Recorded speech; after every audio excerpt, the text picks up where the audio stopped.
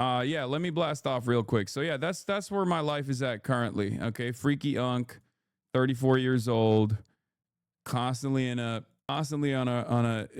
injury after injury. It's Saturday Funday. We are doing Hogwatch. We are doing memes. Okay, we're doing it all. We're doing React Lord. We're doing Dispatch.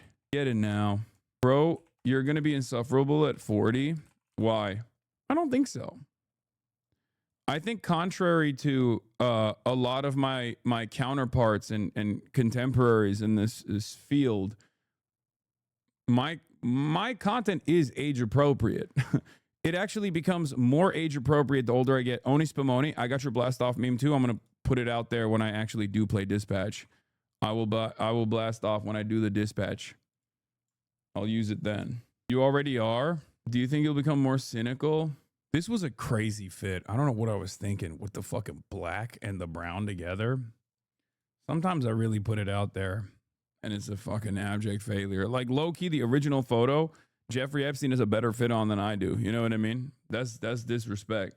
Hassan, I love you, but why do you dress like your dad hired you as stylist? No, this fits perfectly fine if I didn't wear those pants. If I wore different pants, it would have been fine. It's cozy. It looks good. You were young, you made mistakes. No, this is a recent one. My point is, if you're taking chances, sometimes you're gonna miss, dude. You can't be swinging and hitting home runs every time. I'm not Shohei Ohtani, okay? Sometimes I'm swinging and I'm missing. Anyway, that's just the name of the game with fashion. It's not even a bad fit necessarily. It's just the black and red pants just kind of throw it off a little bit. The fact that we have to study such a dogshit lazy propaganda piece like this is kind of further evidence of how sludge wash we are. What? Yeah. Oh, you're talking about Animal Farm. Kirky questions for CBS Town Hall. Go do a Past Alpha self-critique stream. It'd be fun. Yeah. We need to do cultural revolution style struggle sessions, but for my fits. I may not be able to copy your style, but at least you push me into the same mindset you have about the clothes you wear. It's today, right? What's today? Oh, yeah. Town Hall is today. We'll watch it today later when it comes out. Yeah. Yeah, I'm actually stoked on that for sure. Yeah. The Erica Kirky Town Hall is today, which is lame as hell. I know it's Funday. No, it's not RIP Gaming. I will do gaming. Don't worry. Do not worry.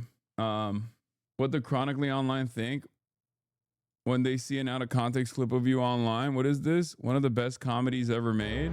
Goldie? No, ma'am, he's not a terrorist. He's just an idiot. This is just a bomb.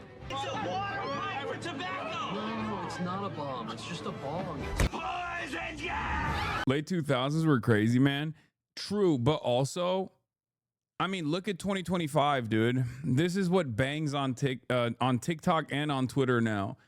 Like, I do think it's a testament to how dumb we've gotten in general, that like instead of watching full-blown movies, no matter how stupid they are, I feel like this is the primary mode of consumption for many people, which is snapshots, like small cut snippets of movies, or sometimes even worse than that, straight up AI summaries of movies. Okay? Because it doesn't seem as far-fetched of a situation now. Maybe something to look after at Lindsey Graham is polling just 3 points ahead of a generic Democrat challenger. That's not surprising.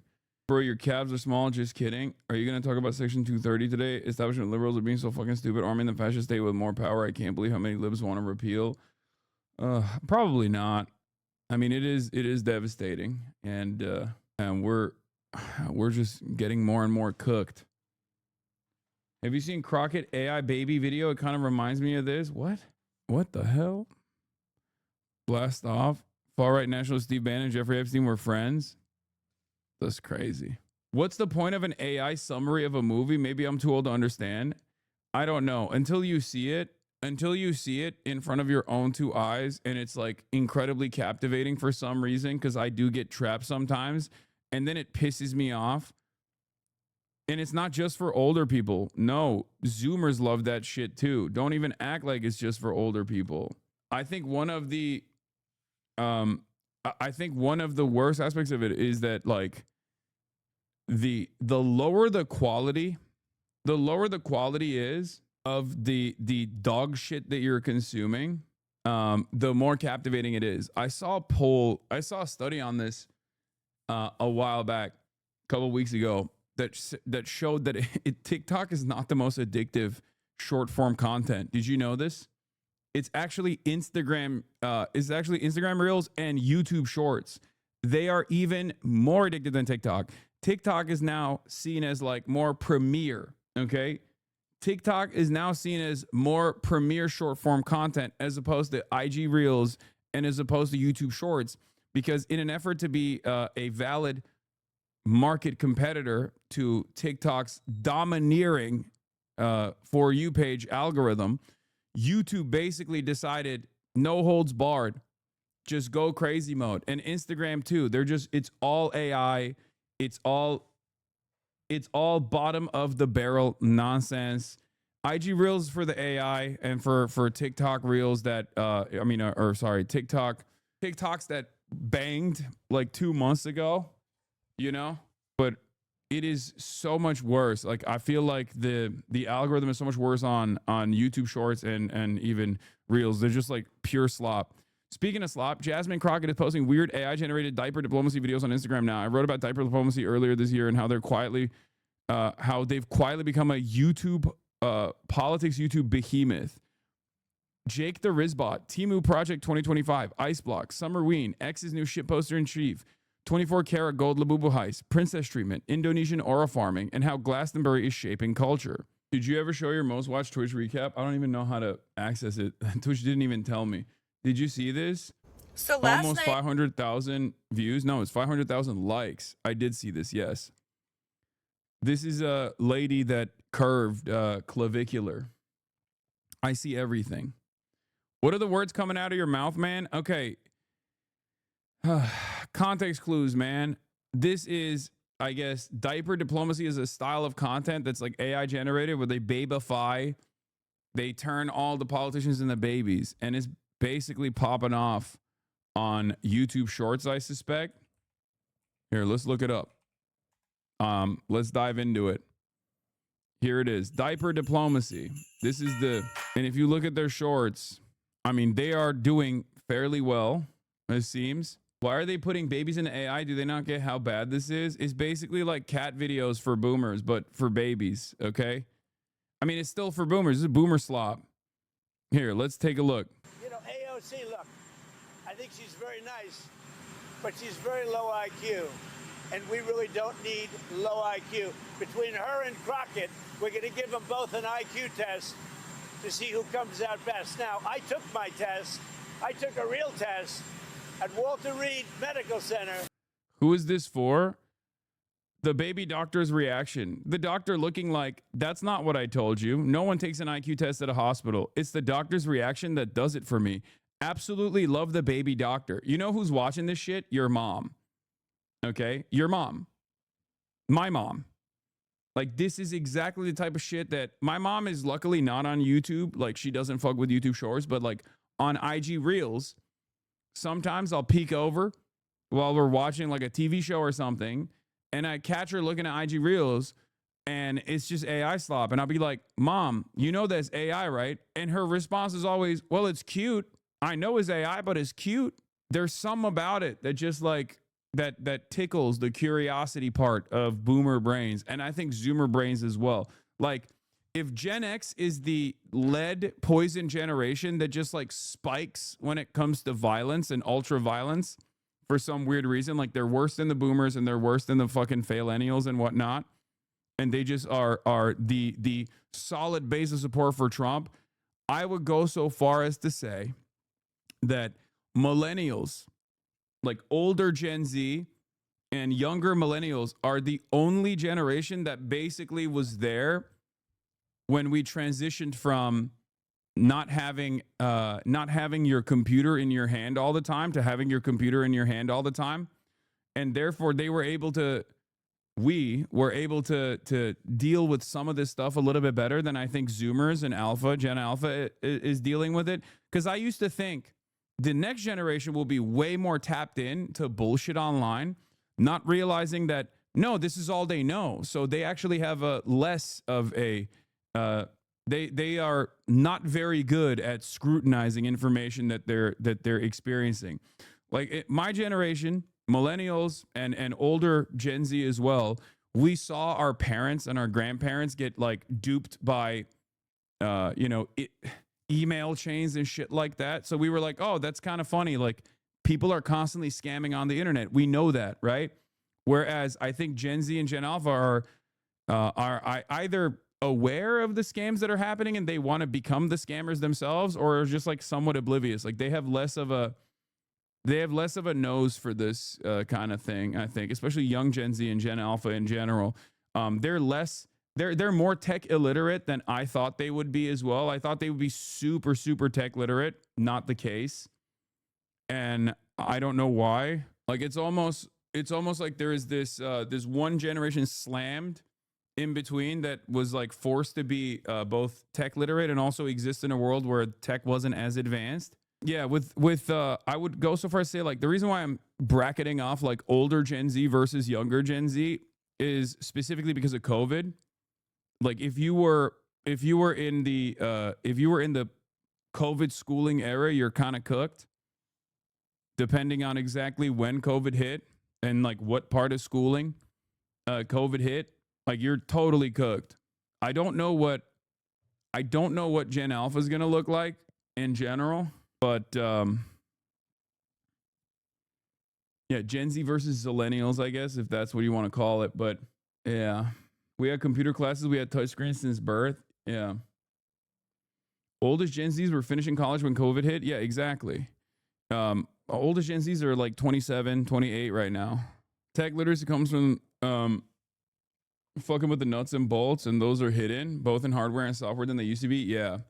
Yeah, I think so too. I think tech literacy is like forced upon a generation that like kind of grew up with Microsoft before everything was like Macified.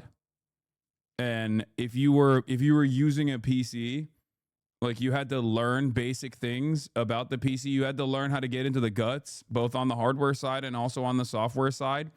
Whereas Mac is so perfectly designed for immediate use without any knowledge whatsoever, and it's so safeguarded that it's quite difficult to actually get in to the back end and make some significant changes. Very little customization options as well in comparison to like a PC. Obviously, a Linux would be the most insane version of this, but that's for the real heads, right? Not exactly true. No, I think the Mac operating software, and not even just the Mac operating software, but just like operating softwares on iPhones in general, are infinitely more rigid and more structured than the way that like a PC works. It's good for mass consumption.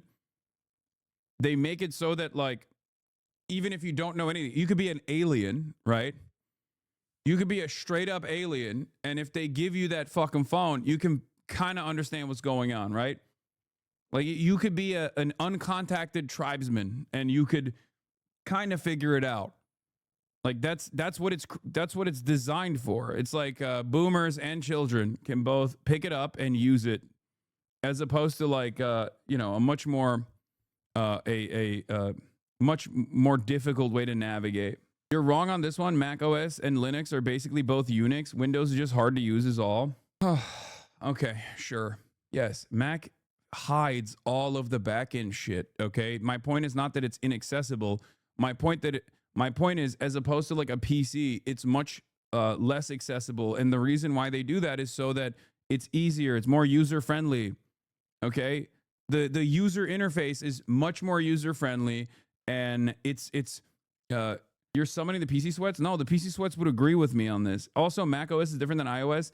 Yes, but Mac OS, and specifically the iPhone operating software, the operating system on the iPhone, is not designed so you can actually open up and customize the backend. Okay? And because of that, there's actually better protection. For example, everything is like automatically encrypted on the newer ones too, but everything is locked down. Everything is locked down. It's actually more difficult to, I guess, you know, it's more difficult to hack it. It's somewhat more difficult to, somewhat more difficult to like design malware around it and stuff like that. Whereas on a PC, I think like because everything is much more free and much more customized, there is you know, everything it's a little bit easier to get fucked. Both Mac and Windows keep their stuff on lockdown. It's hard to get into the gut of the Microsoft Windows and Mac because it's private software. Yeah. Anyway, how the fuck did I get here? Oh, I got here by looking at the baby stuff.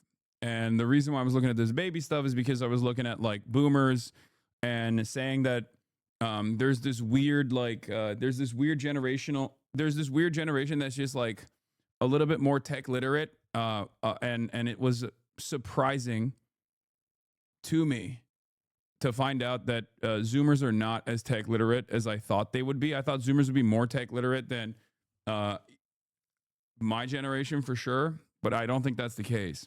And I think the reason why they're less tech literate is because of the mass use of the walled garden style approach that the iPhone operating software has. It's very user friendly and it holds your hand, and therefore you just kind of get used to. Just like the easy. You don't have to work on it basically, and that promotes tech illiteracy to a certain degree. This, of course, is different for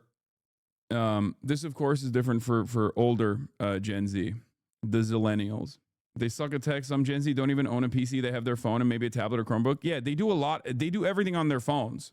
Like, here, I will give you a telltale marker of whether or not you have a difference in generation, okay? There are certain things that I do on a computer that I don't think you should be doing on a phone. It's stupid, and Gen Z is probably smarter. Buying plane tickets. I've never in my life ever purchased a plane ticket on a phone, okay? I have to sit down to buy a plane ticket. I have to sit down in front of a laptop or sit down in front of a PC to purchase a plane ticket. Zoomers, on the other hand, do it on their phones. To me, that's crazy. I feel like something as significant as purchasing a plane ticket must be conducted in like a sit down manner. Okay? If you're engaging in any kind of like online shopping where you're making big purchases, you got to sit down for it. Crack the knuckles. Editing, things like that, video editing, things such as that, making YouTube videos. Those are all supposed to be sit down in front of a computer type events. For Zoomers, they just go boop, boop, boop, boop, boop. They do it on their phones. It's much faster, right? It's much faster. They don't give a shit. They can just like nail it. They got CapCut, whatever. Okay. Sometimes they just edit it on the software that exists within TikTok. I don't fully understand it. Okay. They purchase their airplane tickets on the phones. They do everything on the phones. Okay. If I have to quickly purchase a ticket, I will do it on my phone. If I'll have time, I'll do it on my laptop. Yeah, it's easy to purchase. It's easy to compare fares when you do it on your laptop, when you do it on a larger screen. The user interface, in my opinion, on the mobile apps is not great. It's not conducive. In any case, have you seen the adult streamers pandering? No, 6'7". Just, brother. No country for old men style. Take me out back and put one. Okay, put one right here. When I'm doing the 2-3 years Dagestan, exactly. Send them all to Dagestan for 2 to 3 years. 6'7". Okay. Oh my gosh, a little 6'7". Calm down. They banned 6'7" at In-N-Out because people kept blurting it out. I have the higher, dude. Nah, you're old enough, should be embracing this dumb shit just to ruin it for the kids. Yeah, to be fair, we do have a very unique power, us olds. We can just like ruin these fucking memes, right? Jay Schlatt did it best. You liberals can't handle dark comedy. Yeah, the darkest part of this comedy is that you can see the life escape the eyes of these guys, especially ones over the age of 30 or nearing the age of 30. When they do that shit, they're like, in the back of their minds, they're like, beats fucking working in a coal mine. Okay, if you pause right before, you can catch the soul escape in the eyes of someone who is making that mental math in their minds where it's like, I could be flipping burgers at a McDonald's right now for like $10 an hour. So I'm going to keep pumping that 6 and I'm going to keep pumping that 7. Okay. I couldn't escape it also from your video. That's an insane place to identify 6'7" meme. While I'm talking to fucking Yanis Varoufakis. Okay, Giannis Varoufakis. I think the minimum wage should be about 6'7". Okay, stop it. Anyway, we were doing the diaper diaries or whatever the fuck this is, or diaper diplomacy. And the reason why we were looking at diaper diplomacy is because Jasmine Crockett, running for Texas Senate, has posted a diaper diplomacy video that is literally 2 minutes and 17 seconds long. Let's take a look. Trump's toughest choice was between Chantilly lace or alabaster for his billionaire ballroom. The American people have been watching, and even those who weren't watching, they felt the effects and know the pain. Trump's unpopular policies will cost him the Republican majority in the Congress.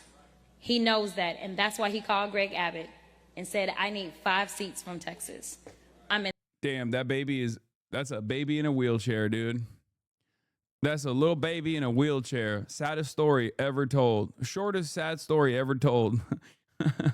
Little baby in a wheelchair. Childhood polio. Seats from Texas. I'm entitled to them. And Abbott got right to it.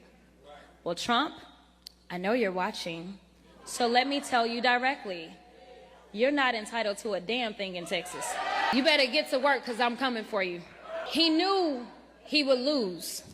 So Trump did what he always does, resort to lying, cheating, and stealing. He has rigged our elections once again by changing the lines in the middle of an election cycle. And the cherry on the top, Trump drew me out of my home district. I know he's tired of me holding him accountable, dismantling. I mean, this is a person who knows her audience really well, by the way. Let me show you a video. Yeah, we'll do Tom Nicholas on the Christian nationalism and its failures in a second. Because, like, if you look at the demographic breakdown in the current Senate primary poll in Texas, ages 18 to 35 are overwhelmingly on Tallarico's side, and then all the boomers are on the Jasmine Crockett side, right?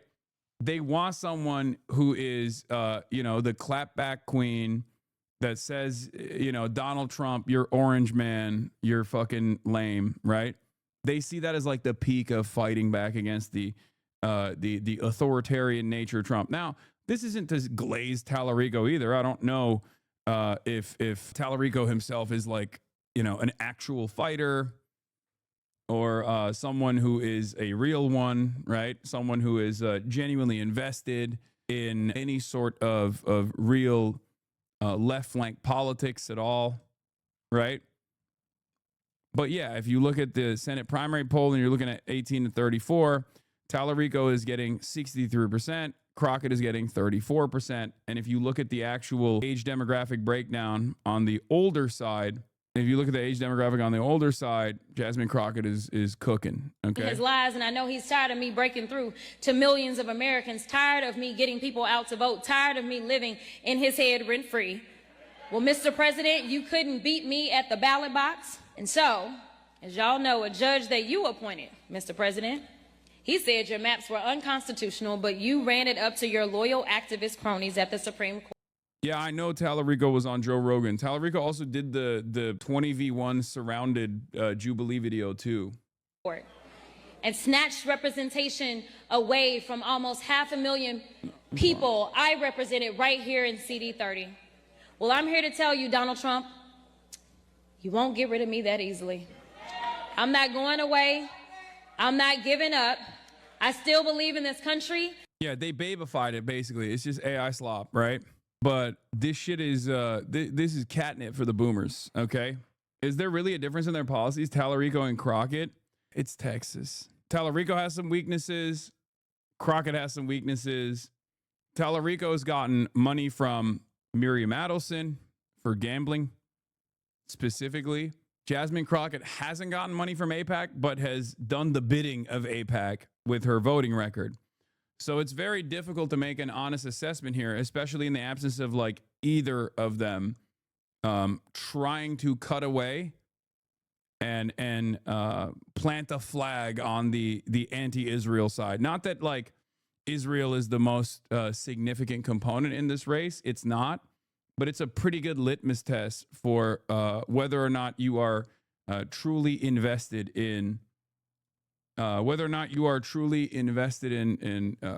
trying to win favors with a broader populist base of support. Because it's one of the biggest weaknesses of this administration. It's basically a gimme. Yeah, and if you're not even excited to seize on that popular momentum, you're not paying close attention, or you're just going to very clearly be an establishment stooge. I'm pretty sure Tallarico has at least presented himself as more pro-Palestine than Jasmine Crockett. But when you look at the crosstabs of the Texas Senate Democratic primary right now, women are 57 to 36 on Crockett's side. Men are at 52 to 42 on Tallarico's side. White people are 53 to 40% on Tallarico's side. Latinos are 51 to 41% on Tallarico's side. And honestly, like black Texans are riding pretty hard for Crockett. And it will come down to the Latino Texans in the Democratic primary. If Tallarico can seize on the Latino Texans, whether it be the Texans that are exhibiting buyer's remorse after voting for Donald Trump, or whether it be like the non-voters that come out to take a stand, which is very difficult to activate in the primaries to begin with. That's what it's going to come down to. Because right now, Crockett has like almost a 10-point advantage on Tallarico. She has a higher profile in the high propensity voters, obviously. And high propensity voters is how Democrats win in midterms, and high propensity voters is how, you know, Democrats make a name for themselves in the primaries, right? Like that's how they win in the primaries. You're talking about like the MSNBC constituency, people who are just like totally primed, totally tuned into the race. Electability arguments work really well for those guys. You don't really need a lot of policy, or at least in the past, you didn't really need a lot of policy to motivate these guys. You know, people that go to church, people who are very malleable, and people who have somewhat more conservative opinions. I have this belief that the general electorate, unironically, is more open to left populist sentiment than the Democratic primary voters are. And the reason why I say that is because all of the low propensity voters love that, okay? Low propensity voters that never will vote for a primary, obviously, duh, they're low propensity voters, actually love, you know, free shit. They love free healthcare. They love messages like that. Whereas because the Democratic primaries are like this closed circuit of MSNBC watchers and New York Times editorial board readers, and people who go to church, and then the church leaders are telling them, you know, go vote for the establishment candidate. They are seemingly they're very loyal to the Democrats, and they will always end up going out and voting for the Democrat pick. But during the primary structure, they will always go with like whichever is the more conservative pick. And the reason why they will do that is because everyone in the establishment media is telling them the conservative pick is actually the much smarter pick. These are the people who don't consume as much information off of social media. They are they're the last of a dying breed, the people who actually tap into mainstream media and get their nose from mainstream media. Now, I would say that the electability arguments have actually swung away from the establishment conservative picks as of late. the plus 45 demographic is looking for more radical picks now. They actually do see the Bernie wing as a pretty, they see the Bernie wing as like the true electable candidates. So that's a good thing. But because they still get their nose from MSNBC and shit, if MSNBC is really, really pumping the Jasmine Crockett stuff, they're not going to swing in the direction of Tallarico. But electability for many does also have a lot of, weirdly enough, some racialized sentiment as well, even amongst black voters in general. While black voters will, they really do like Jasmine Crockett, the irony is they are also oftentimes, or at least from what I've seen over and over again, the first to tell you like, oh, white supremacy is so powerful as a motivating force that like a black woman will never win in Texas. And the person that I'm thinking about, I saw like this incredibly inconsistent message from one of these guys who is like an establishment lib defender, obviously somewhat reactionary, was where is it? No, it's not FD. What are you talking about? You're literally describing my father. So valid. Yeah. Hold on. I think has Bolsonaro posted about it. No, it's not too raw. It's not. This is the, oh no, it's not. It's Booker G. Washington, right? Jewish Wong says, I actually think Warnock could be competitive. So leftists are saying Tallarico can win Republicans over because of his religious roots. Okay, let's run Warnock in 2028 and see how that works in red states, right? That's what Booker G. Washington says. And then Jewish Wonk, who is like a fucking Omega Zionist, responds and says, I actually think Warnock could be competitive, which also makes me deeply suspicious about Warnock, that this guy actually likes Warnock. Anyway, he won in a purple state. So many of the people being floated for 2028, e.g. Newsom, have no experience campaigning in purple states and flipping small but critical number of Republicans. A purple state isn't a red state, says Booker G. Washington. Also, he's a black man. That's going to send the anti-blacks out in full force. Nobody wants to admit that openly. They want to pretend that we don't know how they think a white man Dem has a better shot. He doesn't, just hated less. But then right here, he also then replies to this person saying, who do you think has the best chance to win in Texas, Tallarico or Crockett? Crockett, broader coalition and not depending on nominal Republicans who vote Dem in Texas. I just don't understand that. Like, so on the one hand, he's saying like Warnock would lose because he's a black man. But then also he's saying that Jasmine Crockett will do better than Tallarico, a white man, as opposed to a black woman. I personally don't care about that aspect of the electability argument, as I've told you over and over again. I don't give a fuck what someone's background is, and I don't give a fuck about electability from the perspective of someone's background. I think it's a hurdle, but it's one that you can clear, right? It's a hurdle that you can clear. Same with Kamala Harris, same with everybody else. It's not something that we should be promoting. It's not something that we should be invested in as a real reason as to why we mustn't go with certain candidates, because it's a very dangerous attitude to have in general, because I think policies are what matters more than anything else. Sure, the demographics do actually play a role in the electability argument, but the reality of the matter is just because it's a hurdle doesn't mean you can't climb it. Okay. So what are we supposed to do? Run white men everywhere? Like, that's so fucking stupid. I don't give a shit if there's a black woman running against a white man, and the black woman has much better left populist policies. If one candidate is the Medicare for all candidate and the other one isn't, I'm going to always pick the Medicare for all candidate. Okay? Their racial background, their age, none of that actually factors in to my calculations as far as this is your biggest L take. It's part of the friction with the black community, in my opinion. Wait, what? Wait, what do you mean? I think this is, once again, stemming from a misunderstanding. Okay? I'm saying that it is fucked up and bad to automatically write off black candidates because of their background, saying that it will invite negative polarization by racists who will go out and vote against them. I think that's not that's a not good. That's not a good way to do politics. Oh shit, I'm behind. I guess you might be. Do you understand? I think ultimately what matters is what you're going to do for your constituents. That's what politics is about. That's what democracy is all about at its core. Okay? Under no circumstances should you actually capitulate to racialized animus and decide, oh, I'm not going to, we shouldn't run this person. We shouldn't run that person.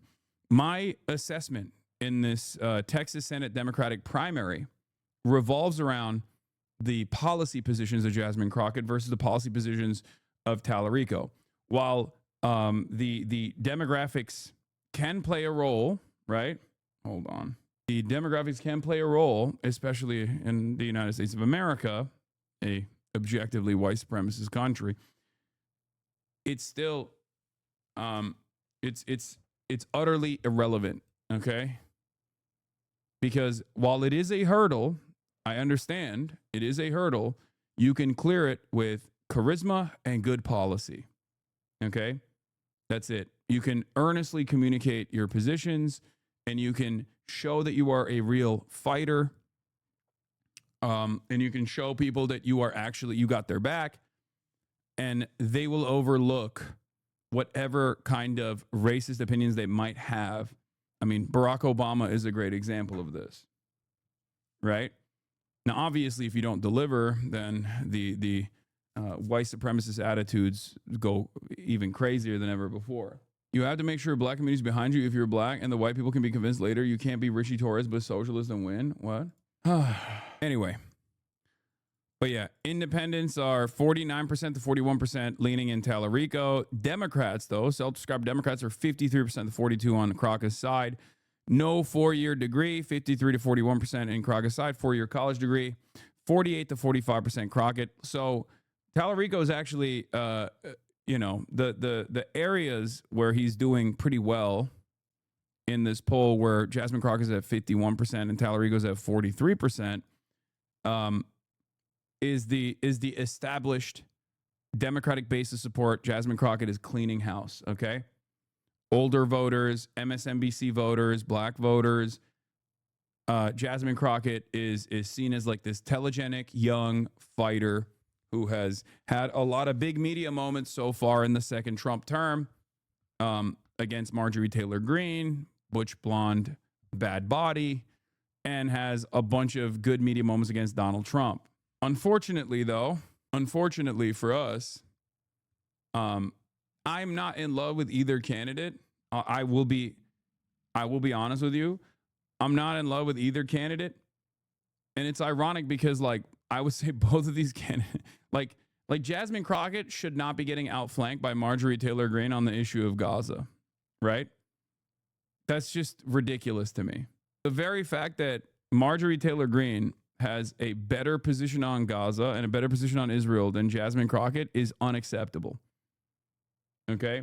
Jasmine Crockett is one of the new crop of Democrats that is younger and more in tune with what's going on the internet, more in tune with like securing media moments, but on the policy front is the same old school establishment Democrat. And that's what scares me. Okay? Tallarico, on the other hand, has some decent media moments. He's like, oh, I'm a preacher. I'm an evangelical Christian. But, we really got to hit the affordability slant. He's done that fairly well. And his messaging is like better, I would say. There's still some off about him that is just, I have a hard time trusting, if that makes sense. A trillionaire when veterans are sleeping on the streets. I'm all for success, but this is not success. This is hoarding. What leads a person to accumulate more money than they could possibly spend in 100 lifetimes when we have people starving in this one? The reason poverty still exists on the west side of San Antonio, the reason poverty exists. Is he not evangelical? Oh, he's Presbyterian, not evangelical. Might be. My mistake. This, in the wealthiest country in human history, is not because we can't feed the poor, it's because we can't satisfy the rich.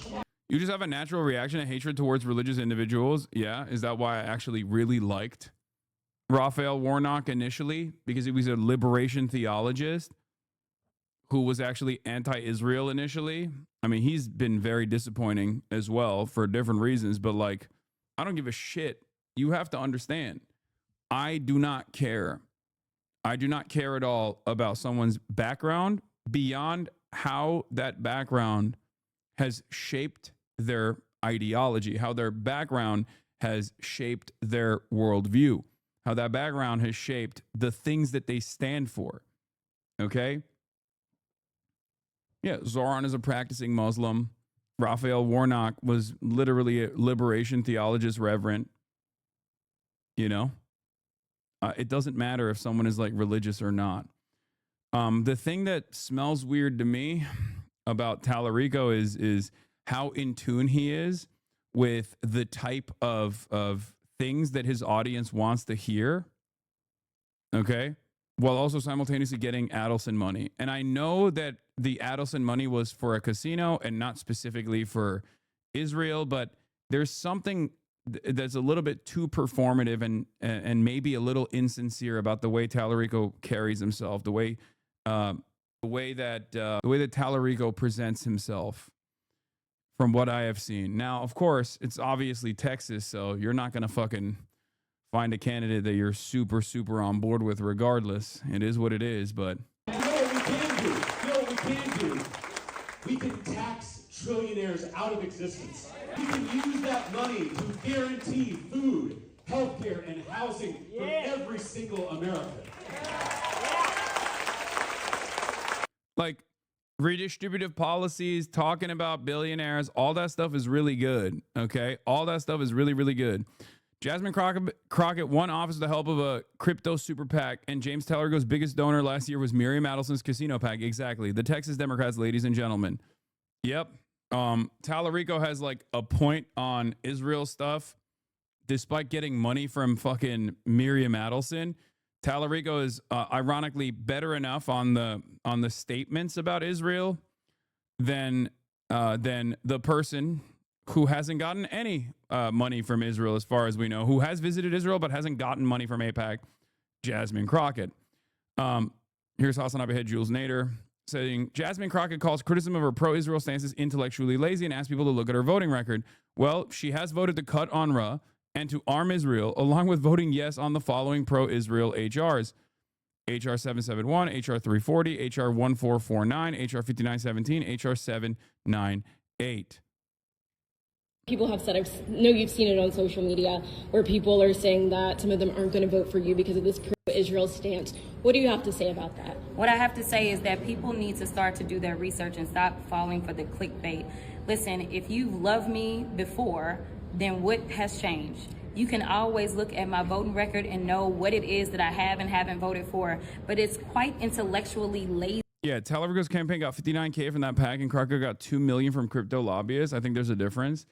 Yeah, and also Tallarico was asked about the Miriam Adelson position, and he actually responded to it. I think it was on MSNBC a while back, but we'll... yeah, he's also taking an anti-AIPAC stance, but like this is the new meta amongst like the aesthetically progressive liberals who are basically trying to present themselves as like anti-Israel for appearances to win votes.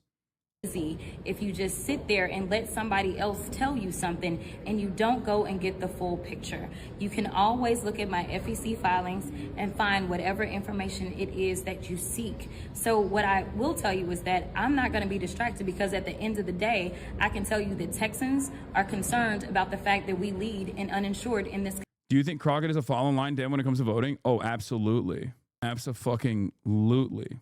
Tallarico's campaign manager said he took the money to help fight private school vouchers, which Madelson is also against. Miriam Adelson is also against, not defending him accepting the money, only providing the information his campaign manager stated about him taking her donation. No, I think it was because of, it was for gambling. Because Miriam Adelson's like second highest priority post after Israel is trying to get gambling legalized in the state of Texas.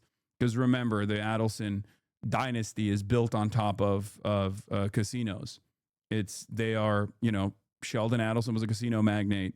So, and yes, she also now owns the Mavs and played a role in the Luka trade, obviously.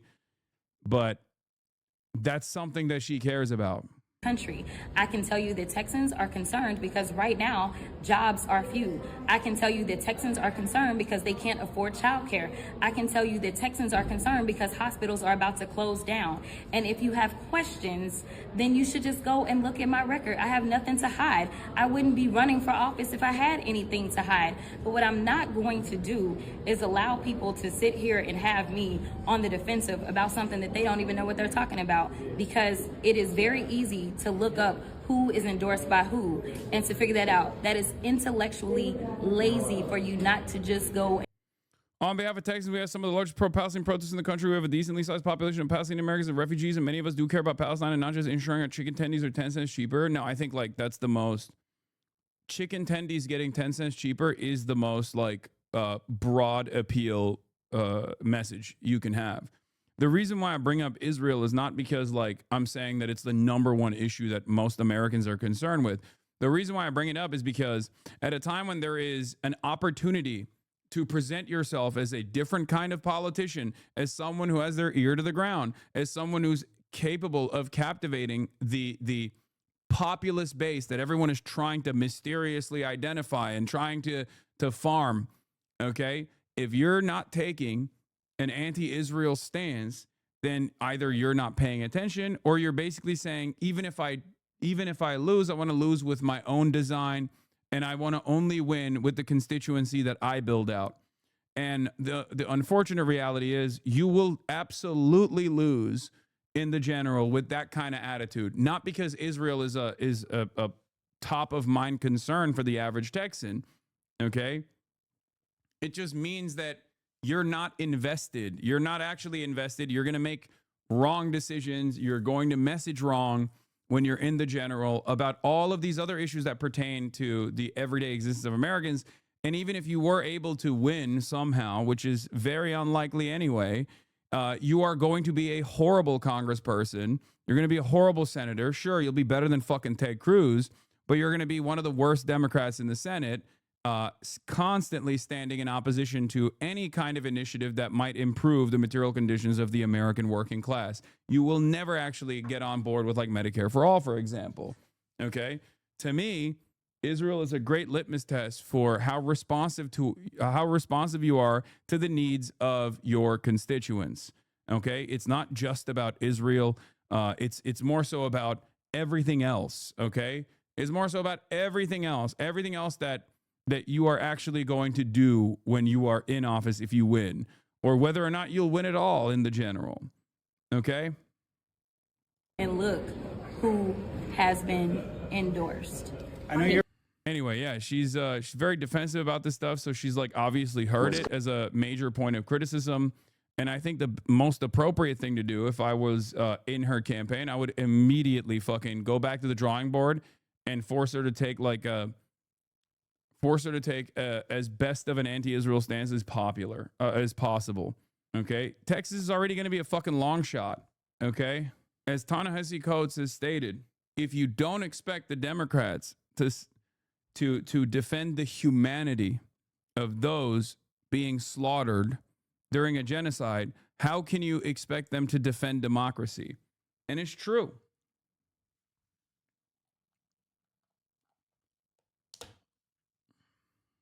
It's true. So on the other side, you have Tallarico, U.S. Senate candidate. James Tallarico says he will not be accepting money from AIPAC. This is the entry point, right? I mean, it's not even bare minimum at this point. I feel like this is the way that a lot of Democrats are presenting themselves as insincerely being anti-Israel, for the optics. Okay, it's not. This is just you're putting your foot in the door, right? This is the new meta. You will hear them. There's two new metas for Democrats right now.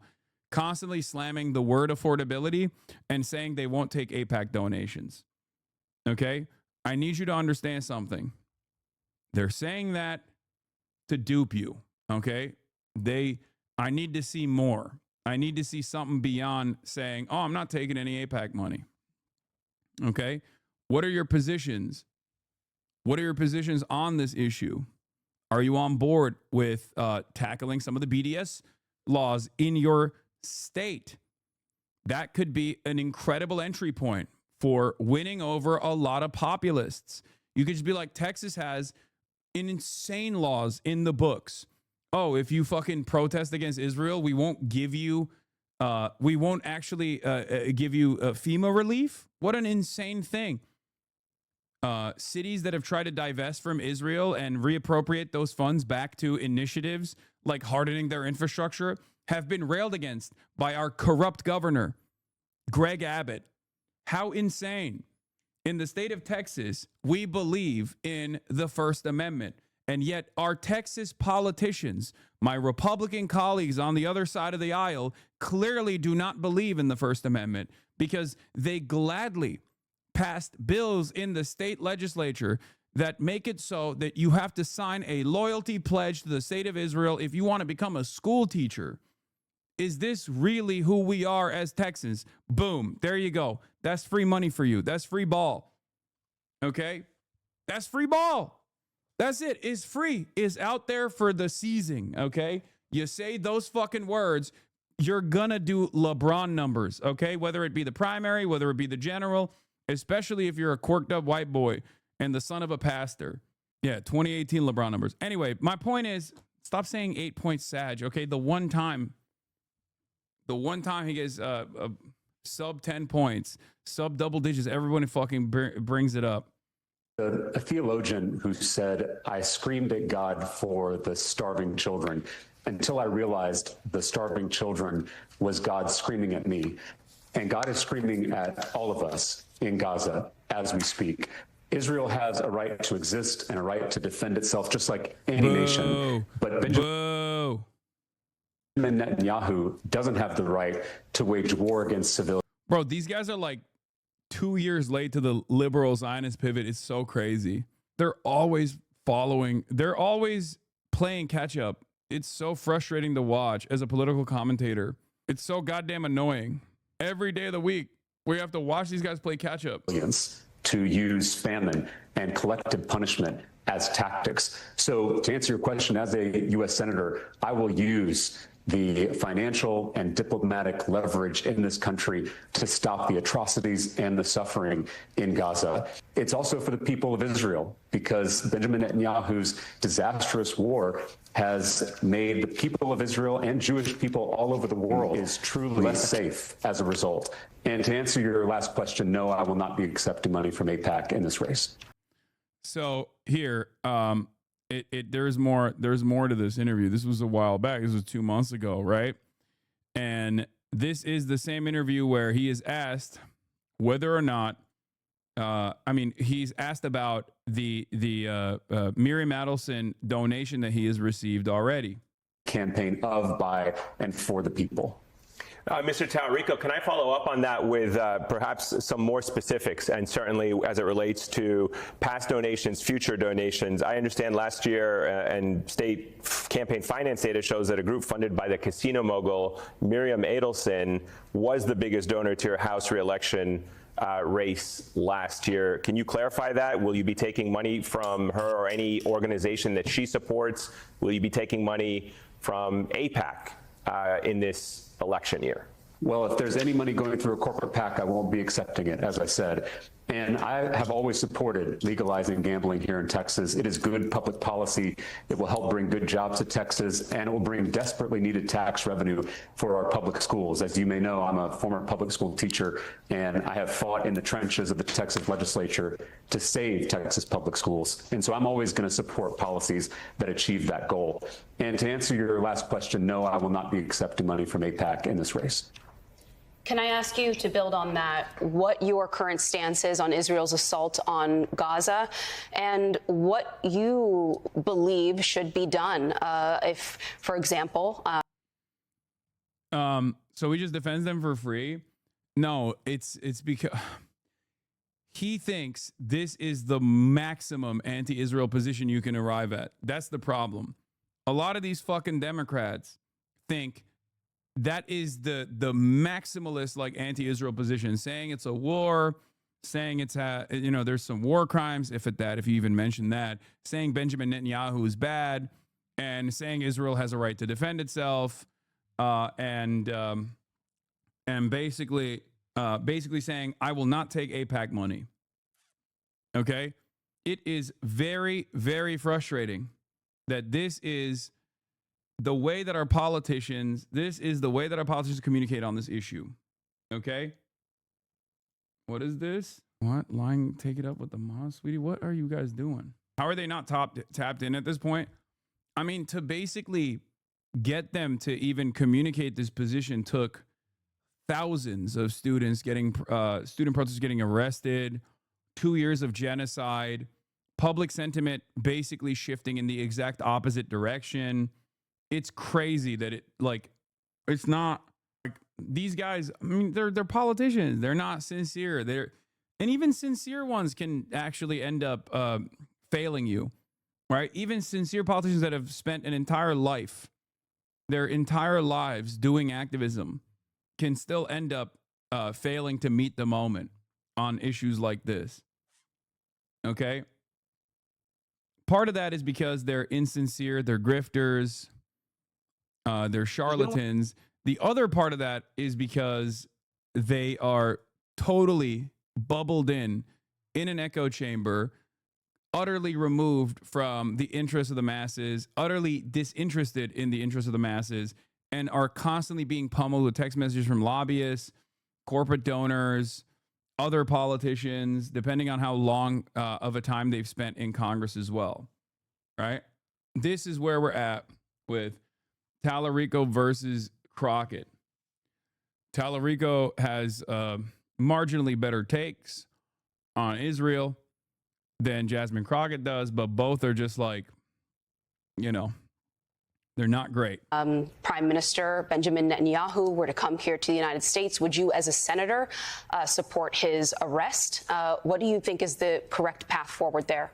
Well, there's a theologian who said, I screamed at God for the starving. Anyway. But then James Tallarico says he supports a ban on offensive weapons to Israel while this conflict continues. He adds, I never want someone to think my views on that topic are influenced by the money I take. You weren't going to take. Yeah, it's the ban on offensive weapons as the conflict continues. It's like, how about a ban on all fucking aid? Is it a genocide or not? If it's a genocide, as the UN has already declared it, then you have to fucking sever ties. You have to punish Israel to get them to stop. It's crazy because these guys are still under the banner of a Trump presidency. If they win, they're still going to have Trump's veto power. So the very fact that they're not even hitting the 2016 ass lines or the 2018 ass lines that they used to, being in favor of Medicare for all, knowing full well that the Trump administration is never going to fucking sign off on it, they're not even doing that right now. Okay? That's crazy. Because Democrats used to, at the very least, entertain more radical positions when they know full well that those positions will never actually turn into legislation. Money from AIPAC. For people who don't know what AIPAC is, can you explain to them why you're not taking money from them, and how we can talk about that conflict in a way that makes people feel anti-Semitic? A lot of people are feeling closeted, talk about it, because they don't want to be labeled anti-Semitic. Right, and we all oppose anti-Semitism wherever it is. Exactly. But this conflict, we have to have an honest conversation about how to save lives. Right now, we have too many women and children and innocent civilians being killed in Gaza, and it has to end. The United States has to hasten that end, and that's why I've come out for a ban on offensive weapons to Israel while this conflict continues. And I hope that more elected officials do the same thing. I've heard about it the most from young people, and we talked about the crowd that was here. The thing that really inspired me was how many young people were here. As you know, typically this far out from a cycle, You're going to see older folks and more politically active people. I can't tell you how many people have showed up in this line and said this is their first political rally they've ever come to. Yeah. And that issue is one that they care deeply about, something we all should care more about. Right. And I'm going to be outspoken on it. And I never want someone to think that my views on that topic are influenced by the money that I take. And so it's why I put this policy in place. And I hope more elected officials do the same. While this conflict continues is such a ridiculous fucking answer too, because it's been continuing for 80 years, right? I don't think he means like while this conflict continues as long as Israel's an apartheid state.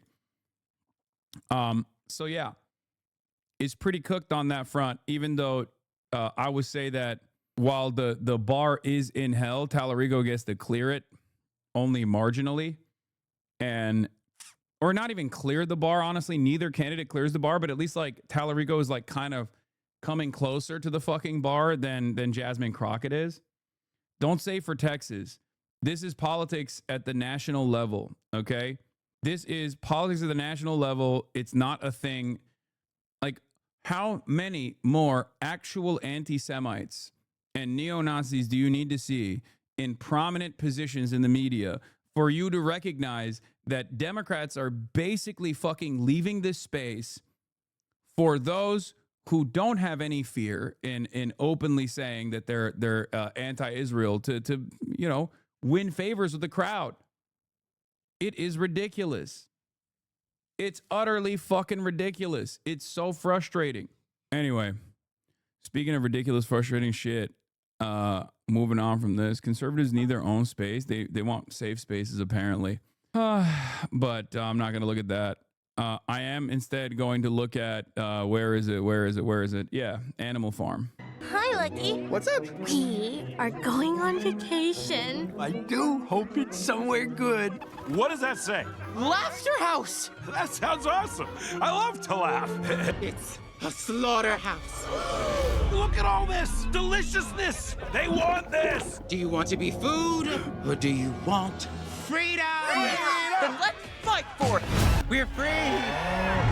Whatever goes upon two legs is an enemy. No animal shall wear clothes. Huff. What? We're show pigs. And all animals are equal. Animals? Running a farm? I had to see it for myself. Thank you. Aw, so cute. Activate cute eyes. I'd rather gouge them out. You know this is not going to be an anti-fascist work, but instead an anti-communist work. I already know it. George Orwell himself, despite his, you know, socialist beginnings, also actively in his later years became, you know, anti-USSR pretty aggressively and was objectively anti-communist. So even the any kind of like sincere approach to this would still probably take an anti-communist stance regardless.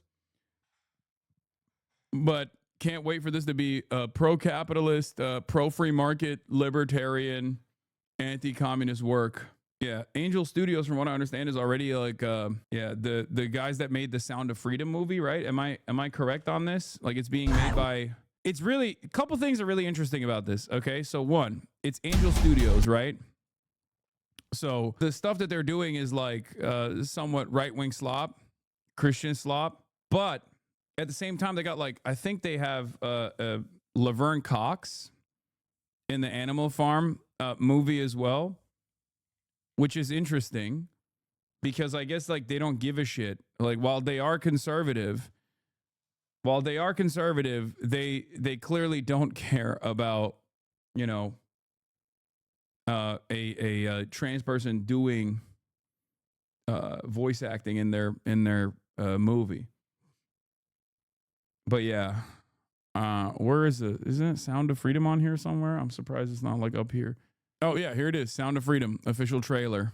The King of Kings, David and Goliath, like you've never seen. Want that farm? We should move into the farmhouse so the humans know we're in charge. You are about to become my new best friends. Pigs and humans working together.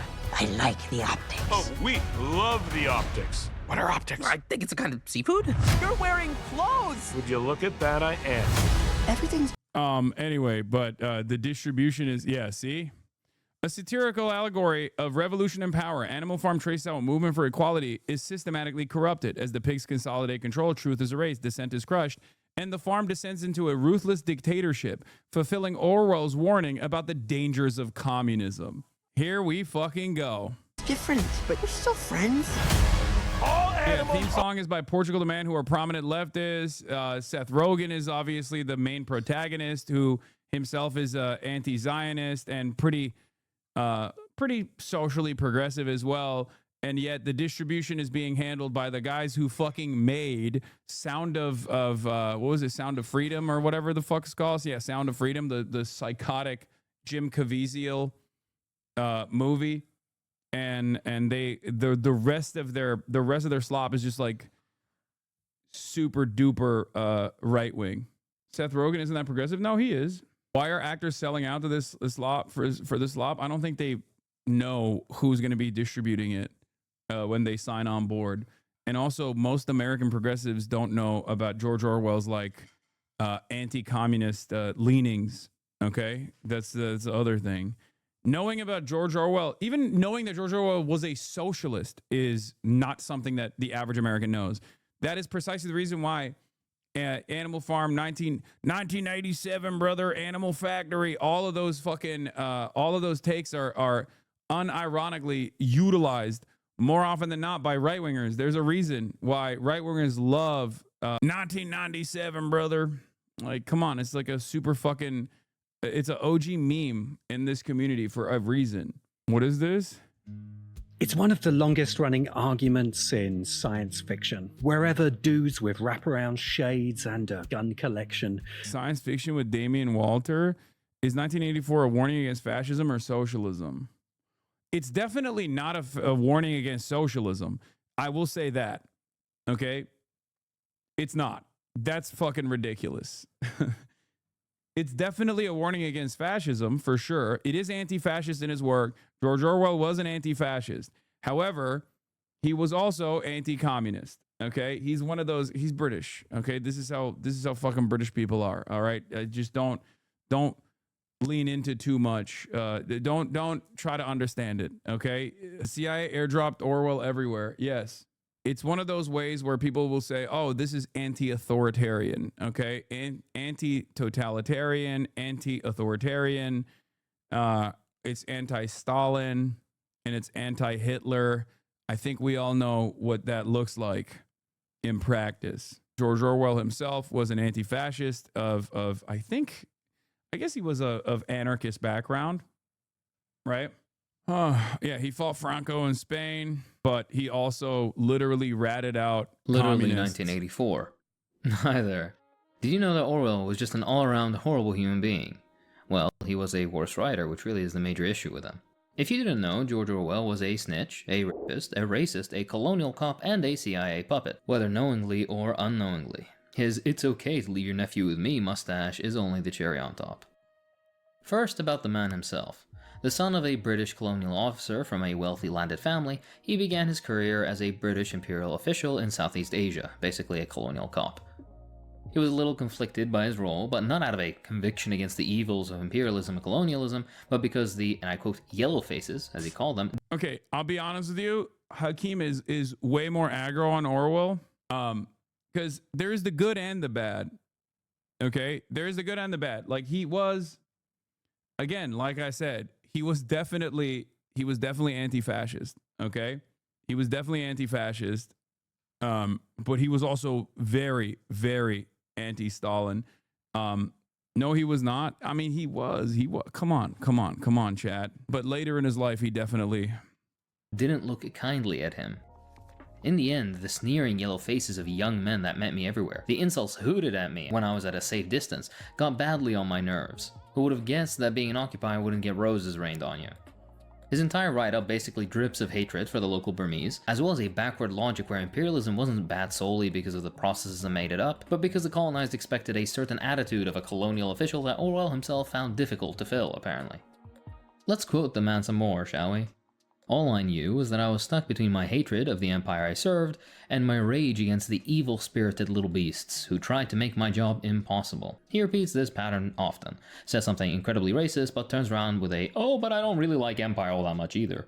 Between uninspired and unconvincing prose about disliking empire, though he still found it quote-unquote respectable, whatever that means, he falls with, I thought that the greatest joy in the world would be to drive a bayonet into a Buddhist priest's guts. Mighty authoritarian of you, Eric. Hold on, if he hates the Burmese and uses these terms, then surely a self-proclaimed socialist would have even harsher words for the most notorious fascist of all, right? Let's have a look. I should like to put it on record that I have never been able to dislike Hitler. I have reflected that I would certainly kill him if I could get within reach of him, but that I could feel no personal animosity. The fact is that there is something deeply appealing about him. One feels, as with Napoleon, that he is fighting against destiny, that he can't win, and yet that he somehow deserves to. Jesus fucking Christ. The simplest benchmark for any reasonable human being is to have a burning hatred for fascism. But apparently, even that's too much for Orwell. Instead, in the height of World War II, he says the willingness to criticize Russia and Stalin is the test of intellectual honesty. Yes, echoing many a reactionary and liberal in red paint we see today. That's not I think his greatest hang-up is his British origin. to say that one shouldn't criticize, etc., etc. But there's a time, place, and format where it's most constructive, if your criticism is good faith to begin with. And the middle of a fascist takeover of Europe and beyond. Like, that is objectively the worst time to criticize Stalin, okay? It's just, that's the, like, even the deepest of Stalin haters, I think, if they are criticizing Stalin at the peak of World War II, then they're, your priorities are not straight, okay? It's one of the best things he did, okay? Straight up. Isn't it? See my video on left-wing anti-communism for more about this perspective. Let's move on to his list making. Orwell reported on his friends and acquaintances to the Information Research Bureau, a dedicated organization within the British government founded in order to publish anti-communist material and fight revolutionary, anti-colonial, and pro-independence movements. This office not only got the rights to Orwell's works, but also directly translated and published Animal Farm and his other garbage works into 20 languages on every continent on Earth. In fact, Orwell's entire literary reputation is due to direct CIA and other anti-communist organization efforts at popularizing his nonsense, which is telling because his work on the face of it really is unimpressive. Regardless, back to the list. Wiki says 9 million deaths under Stalin. If foreseeable deaths arising from policies are taken into account, I'm correct, I think. Yeah, I mean, it ranges from 9 million to 100 million or whatever the fuck. And if that calculation holds, any person currently that is not having children because it's just too costly is considered a fucking death due to capitalism and a death due to, like, I guess, American-backed capitalism. So those numbers would be in the multiple billions. The assessment does not hold.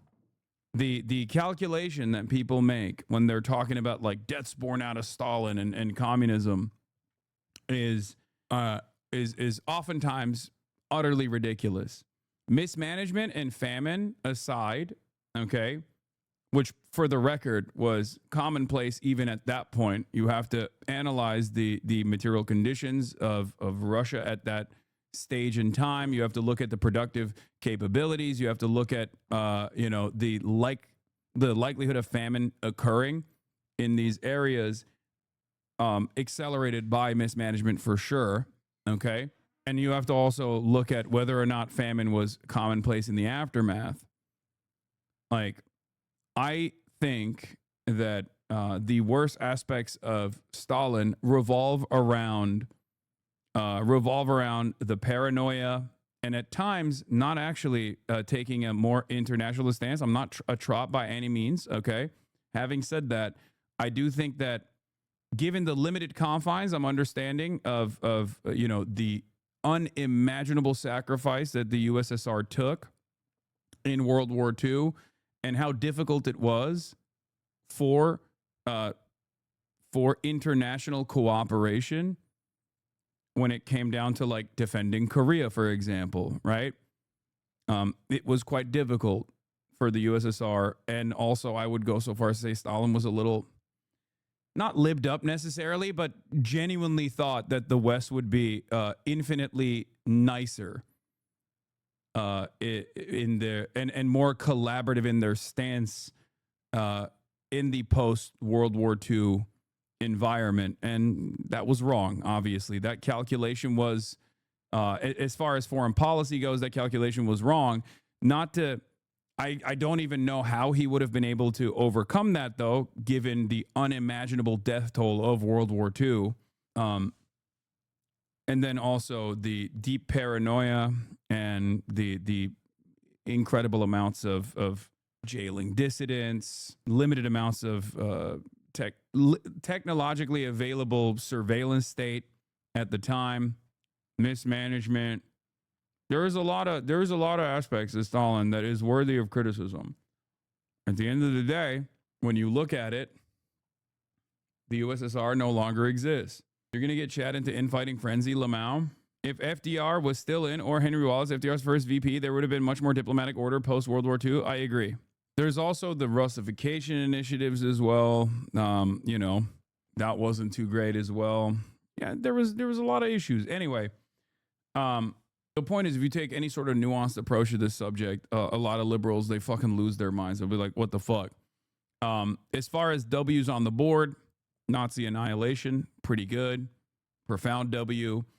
Centralization and turning the USSR from a backwater agrarian peasant state that was under the oppressive thumb of the czars into one that defeated the United States of America in the space race as the first country to send a human being, Yuri Gagarin, into space in an incredibly short amount of time.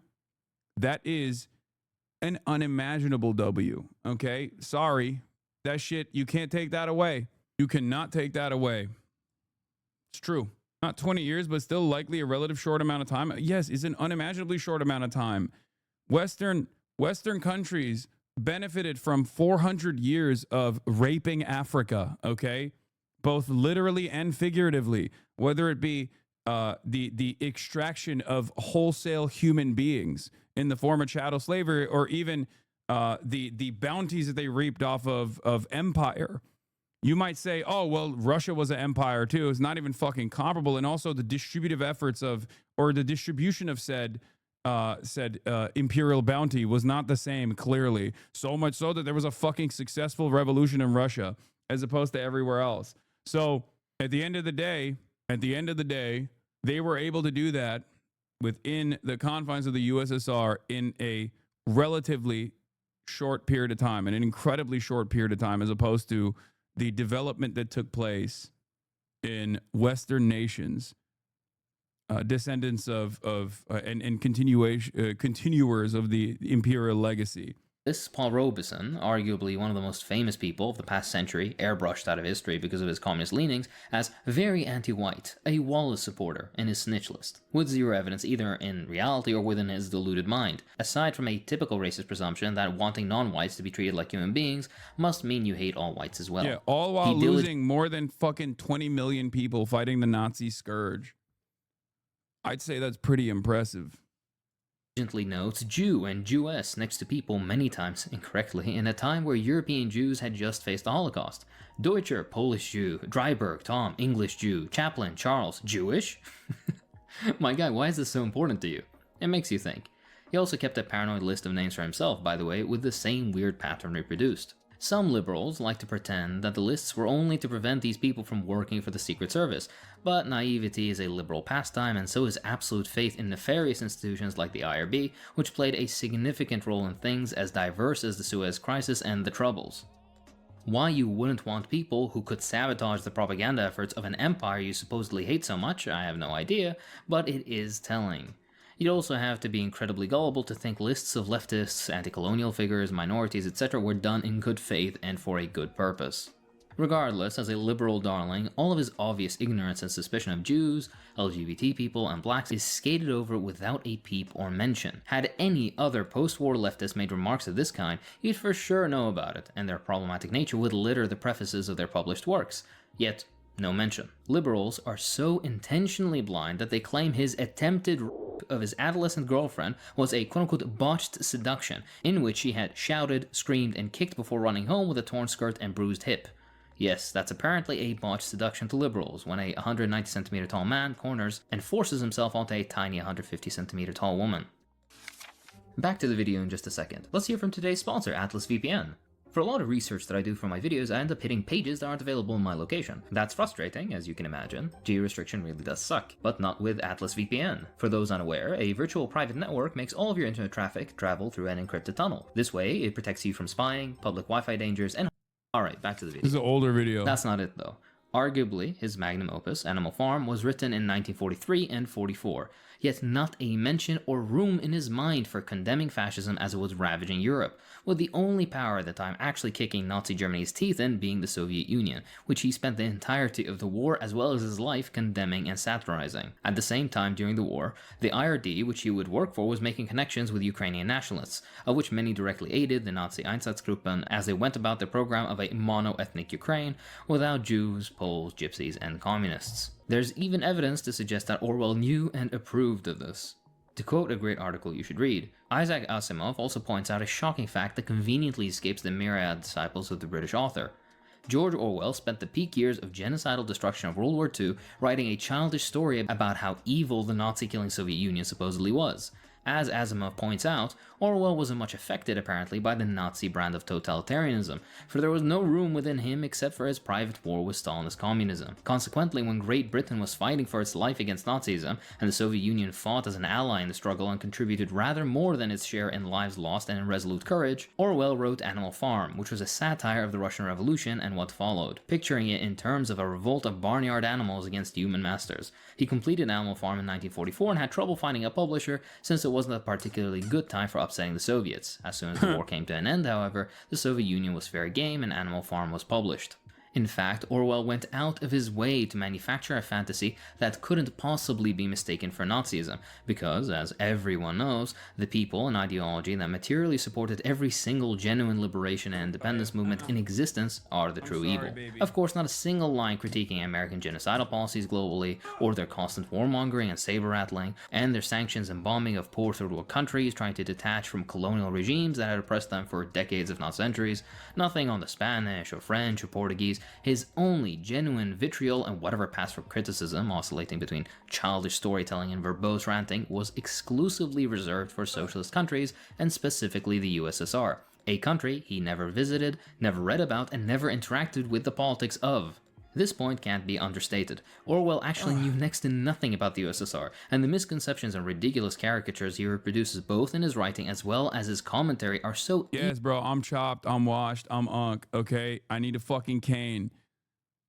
My ankle is the size of a fucking watermelon right now. Give me a goddamn break. Oh my God. Easily corrected by the lightest possible research as to essentially solidify the fact that he was simply happy in his ignorance. Or insidious, one or the other. By the way, if you thought Animal Farm critiques Stalinism or whatever other made-up concept, it doesn't. The fundamental thesis of Animal Farm is that the working class is stupid and cannot be trusted to lead any sort of independent political existence.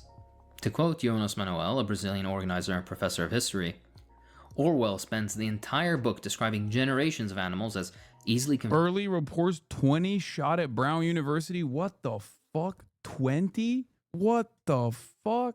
Hey, we don't do breaking news. We don't do breaking news. Okay? Confused, dumb, stupid, illiterate, amnesiac, the entire book. The main target of this book's critiques aren't revolutionaries or communism, it's the working class. George Orwell writes from an aristocratic I don't know what you guys are, where you guys are getting that from. As incapable of self-governance, without the capacity to constitute themselves as a political... I'm seeing nothing. Just the emergency alert 7 minutes ago from Brown University, Rhode Island, warning of an active shooter. I don't know about the 20 number. I don't know where that's coming from, but early reports. Police are currently responding to an active shooter situation at Brown University from 11 minutes ago. ABC 6 News obtained a text alert sent to members of campus community alerting them of an active shooter and urging them to lock doors and stay hidden. The incident is occurring near Thayer Street. Okay? You need to fucking calm down, chatters. Even if a police scanner said, even if a local police scanner said that, you cannot go along with that yet. Okay?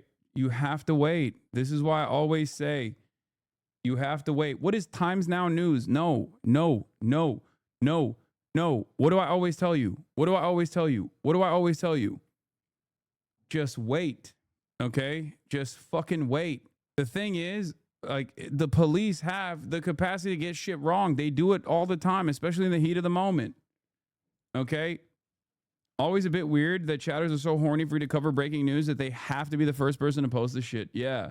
Calm down. The only thing that we know is that there is an active shooter situation at Brown University. Okay? There is no reason to be the first to market on stuff like this.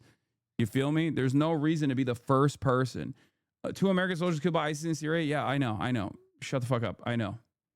Okay? I don't know why you're bringing that up right now. Subject, and therefore always the object of dispute and manipulation by vying elites. The people lack the capacity for political self-determination, cannot build a political program or engage in autonomous political action. This is George Orwell's theory, borne out by his choice of metaphors. Animal Farm isn't a critique of revolutionaries, it's a critique of workers. It's an aristocratic manifesto against the working class. This book, Animal Farm, is a deeply reactionary book, displaying aristocratic condescension against the people, a book in which the working class appears as imbeciles. It displays all the marks of the bourgeois genre of elite theory, its historical metaphors for Soviet history, whitewashed capitalists and imperialists. The USSR is shown as self-sabotaging while its enemies are completely absolved. This is George Orwell and is why he was so successful. I highly recommend you read the article. It's great and full of citations to further bolster the point. I don't want to subject you to excerpts of Animal Farm, after all. By the way, his hatred for the working class was even noticed by the people who fought beside and absolutely hated Orwell in Spain. 1984, on the other hand, doesn't even deserve to be commented on. To quote Asimov again, I read it and found myself absolutely astonished at what I read. I wondered how many people who talked about the novel so glibly had ever read it, or if they had, whether they remembered it at all. I felt I would have to write the critique if only to set people straight. By the time 1984 came out in 1949, the Cold War was at its height. The book therefore proved popular. It was almost a matter of patriotism in the West to buy it and talk about it, and perhaps even to read parts of it, although it is my opinion that more people bought it and talked about it than read it, for it is a dreadfully dull book, didactic, repetitious, and all but motionless. I generally recommend you read this entire review as well. The critique is excellent and really goes to show not only how bad the book is, but also how the literally 1984 types don't even bother to engage with the book. The reason why I have this, I guess, like, more nuanced approach to 1984 is because, like, it's most commonly utilized by right-wingers who don't even understand the main message because they think it's like an anti-communist work across the board when they are literally the defenders of the exact 1984 style forms of governance. Okay? It's very, very frustrating and very annoying that it's basically the same grief I have for a lot of people that take like anti-USSR narratives from Trots and then use that as like the formative anti-communist work in general. Like right-wingers who take on any sort of criticism, oftentimes from people who have socialist tendencies, socialist leanings, communist tendencies, and take ideological differences and basically weaponize it against existing at the time, communist formations. It's very frustrating. Okay.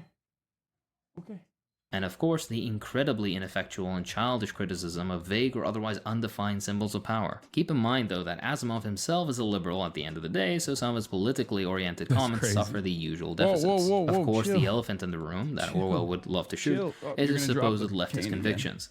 To quote a fantastic article from Red Sails, it is mistaken to imagine that children in the English-speaking world get Orwell's work drilled into them like a mantra because somehow genuine socialists managed to sneak his work past a censor that banishes the likes of Karl Marx and Malcolm X. From the beginning, this supposed socialist had published everything he could in a personal crusade against Marxism, as opposed to his preferred quote-unquote respectable English social democracy. This fact did not go unnoticed by the CIA and practically every other anti-communist outlet that existed. To quote, between 1952 and 1957, from 3 sites in West Germany, a CIA operation codenamed A Dinosaur launched millions of 10-foot balloons carrying copies of George Orwell's Animal Farm and dropped them over Poland, Hungary, and Czechoslovakia, whose air forces were ordered to shoot the balloons down. Even the Animal Farm film, forcibly shoved down millions of kids' throats the world over, was entirely financed by the CIA, a secret they kept for decades. It was entirely produced produced in Britain too, because the CIA feared that plenty of talent and animators wouldn't go along with such a blatantly anti-communist message. The very script and ending was edited to be even more negative and anti-communist afterwards, as the CIA thought it still seemed too sympathetic. All in all, Orwell was just a garbage person. Personally, politically, professionally, the human equivalent of a clogged toilet. To quote Parenti, safely ensconced within a virulently anti-communist society, Orwell, with Orwellian doublethink, characterized the condemnation of communism as a lonely, courageous act of defiance. Today, his ideological progeny are still at it, offering themselves as intrepid left critics of the left, waging a valiant struggle against imaginary Marxist-Leninist-Stalinist hordes. May he and his ideological progeny rot like their brains often already do. Listen, say what you want about Parenti. He doesn't have photos with Jeffrey Epstein nor Steve Bannon, okay? It's fashionable to hate Parenti these days, so there's going to be a lot of haters. Yeah, they say that he's too introductory, too elementary, too fucking makes people feel like they know more about Marxist-Leninists than or anti-imperialism than you actually know. You need to read specific books to get a deeper understanding, all this stuff. I know. That we are now officially so many layers deep that the average person is already checked out 1,000,000 times over. From my perspective, it's a fucking W if you get the average person to understand that George Orwell was at least in what he has done in his life more leaning in the direction of socialism than what a lot of right wingers think about his background. Okay.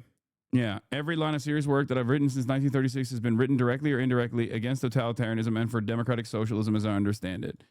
George Orwell, Why I Write in 1946. So even that is like automatically you're above and beyond the average person, the average liberal's understanding of George Orwell, and certainly the average right-winger's understanding of George Orwell. But even then, obviously, he takes this like anti-totalitarian stance, anti-authoritarian stance, and it's primarily directed, that enmity is primarily directed towards the USSR. So I guess in some ways, the right-wingers are not entirely wrong when they see this as an anti-communist work. Are equal, but some are more equal than others. This is our home. Is Marx's work still relevant for modern economies? Absolutely. Yes. Wheeler! I parked the car! Let's have no one do that again. Animal Farm, a cautionary tales. Marx didn't know about TikTok? Okay, fair. That's facts. Except most of the time when people say Marx didn't account for this, it just means that person hasn't read Marx, because he accounted for many. He was a poster through and through. So the reality of the matter is oh my God, they're fucking releasing it on May 1st. Oh my God, they're releasing it on May Day. I don't know. Maybe the people that actually worked on the project were able to sneak in much more of their own personal politics into it than we assume. And the distribution saw it as an opportunity to do like anti-communist propaganda or something. I don't know. What is May Day? The Workers' Day? Yes. It's the actual International Labor Day. No, Marx really did account for a lot. Marx accounted for commodity consumption devoid of commodity, i.e. NFTs, like he accounted for a laborless commodity. Yes, he did. He did account for a lot of the things that people say he didn't account for sure. But it's also just a framework. That's it. And that is the reason why the reason why it's so solid and so reliable as far as like how you can do your analysis. Okay? Marx didn't account for me. I'm just OP as fuck. True. Are you beginning to see more anti-socialist content now? Pluribus giving me bad vibes as well. I mean, I will admit, yes, Pluribus does seem to have some, I mean, maybe I'm wrong, but it gave me that anti-communist, it gave me anti-communist vibes as well. I really like it. It's beautifully shot, but having said that, ideologically, it does make me feel like it's definitely anti-socialist, anti-communist. But we'll see. we'll see where it goes. I mean, it's mysterious. Who knows? I am not making any predictions on that so far. Because, like, I think the work itself is supposed to be anti-AI, but we shall see. Anyway, he woke 2.0, 2025 to 2025. I'm pretty sure that the point is that is the critique of American exceptionalism shit, not anti-communist law. I don't know. I mean, Carol is objectively an unlikable person and hyper-individualist, and they do actually present the hive mind as, like, kind of popular and kind of good. Not even kind of good, like objectively good. But what is good if you have no intentionality behind your actions, right? What is good and bad if it's your technically your biological imperative? Having said that, we shall see. Yeah, it will have to be. We'll find out. Oh man, why is there no room for negative critique of this show? Wait, what do you mean there's no room? I'm saying I personally like it. What the fuck? I'm saying I personally like it. That doesn't mean... What the fuck? That doesn't mean you can't criticize it. We shall see. But yeah, here's a question. The CBS town hall used to screen people. We're going to be watching this later. Do you consider yourself a conservative? If so, why? Please be as specific as possible. Please complete the following survey. Are you grieving the loss of a loved one? If so, please share who and how you're coping with your grief. Please complete the following survey. Which religious figures or leaders do you most admire? Would you describe yourself as evangelical? If so, why? This is how they screened the people for the town hall, by the way, like a fucking jury pool. Town hall here, meaning the only venue Barry has at her disposal for now, free from any editorial interventions that would allow her to raise the platform of a fringe creep under the very literal clunky guise of just asking questions. Of course, Barry Weiss also elevated Tony DeCoppel to the main anchor of CBS Evening News starting at January 5th. Tony DeCoppel, Tony Double Cirque, who very famously shit on Ta-Nehisi Coates so aggressively in their softball puff piece they were supposed to do about Ta-Nehisi's new book that had came out at the time called The Message, because it was anti-Israel and pro-Palestinian. Tony DeCoppel basically said that Ta-Nehisi's book was the type of book that you would find in the backpack of a radical. It was like pro-Hamas, all this stuff. And then we found out that Tony DeCoppel actually was an adult convert to Judaism after his first marriage and even got a second circumcision. That's why we call him Tony Double Cirque, for those of you who don't know. And the reason why we even do know about that is because he wrote about it in the New Republic. Okay? I'm not making this stuff up. He chose to release this information about himself. His wife still ended up divorcing him and then moving to Israel. Anyway, he is super pro-Israel and is extremely annoying. And and now, of course, Barry Weiss has elevated his position for that reason. Okay? Yes, Israel, by the way, in this so-called ceasefire also attacked a high-ranking commander, and the media covered it in the most predictable ways possible, where they basically, Israel says it killed senior Hamas commander despite ceasefire is perhaps the most critical headline that I've seen so far. So it's shocking that it's coming from the New York Times. Most of the articles that I've seen basically say Israel assassinated or Israel killed senior Hamas commander. First high-profile kill since the ceasefire began. And it's like, well, that doesn't seem like it's a fucking real ceasefire, does it? In any case, perhaps it's because of the military commander background that is the reason why the media is actually covering the fact that, Israel is still bombing Gaza and hasn't stopped doing so. So shocking to me. So shocking to me that Israel would do such a thing. After all, they're known for abiding by ceasefire agreements, right? Except wrong. Famously, they don't actually use ceasefires as a real binding agreement. They just, force the other side to cease, and then they continue firing. Okay. Who the fuck is Chuck Ross and why is he such a hater of you? He dropped an article. It reads like, yeah, about all your defining quotes and it's also miscontextualized. I have no idea who Chuck Ross is. Anyway, there is a Tom Nicholas video. Oh, he's a Washington Free Beacon guy, brother. Why are you watching Washington Free? Why are you reading Washington Free Beacon articles, dude? Anyway, let's do this. Let's do the Tom Nicholas video. Jesus saves! Jesus saves! It's the 4th of October 2025, and a group of a few dozen religious activists have marched into Soho, the centre of London's nightlife, wearing outfits. Someone called you, chatter, someone called you a MSN homepage surfer, and it's kind of true. This is like getting all of your news from Yahoo News, you know what I mean? I'm a Yahoo News content aggregator enjoyer, you know? That's where I get my news from. Haven't we watched this before, Unc? No, we haven't watched this before because it's from 6 days ago. A cross between military uniforms and streetwear. They come to a halt not too far from the Admiral Duncan, one of the capital's oldest gay pubs, and they begin to chant. All of which is immediately undercut in their own video by this guy, who deploys the classic British response to seeing odd behaviour in public, which is to pull a funny face. The activists are members of the King's Army, which describes itself as a non-denominational evangelism movement. King's Army is an evangelistic army. Oh my God, the LARP needs to stop, brother. What the fuck? What level of LARP are we on right now? That is crazy.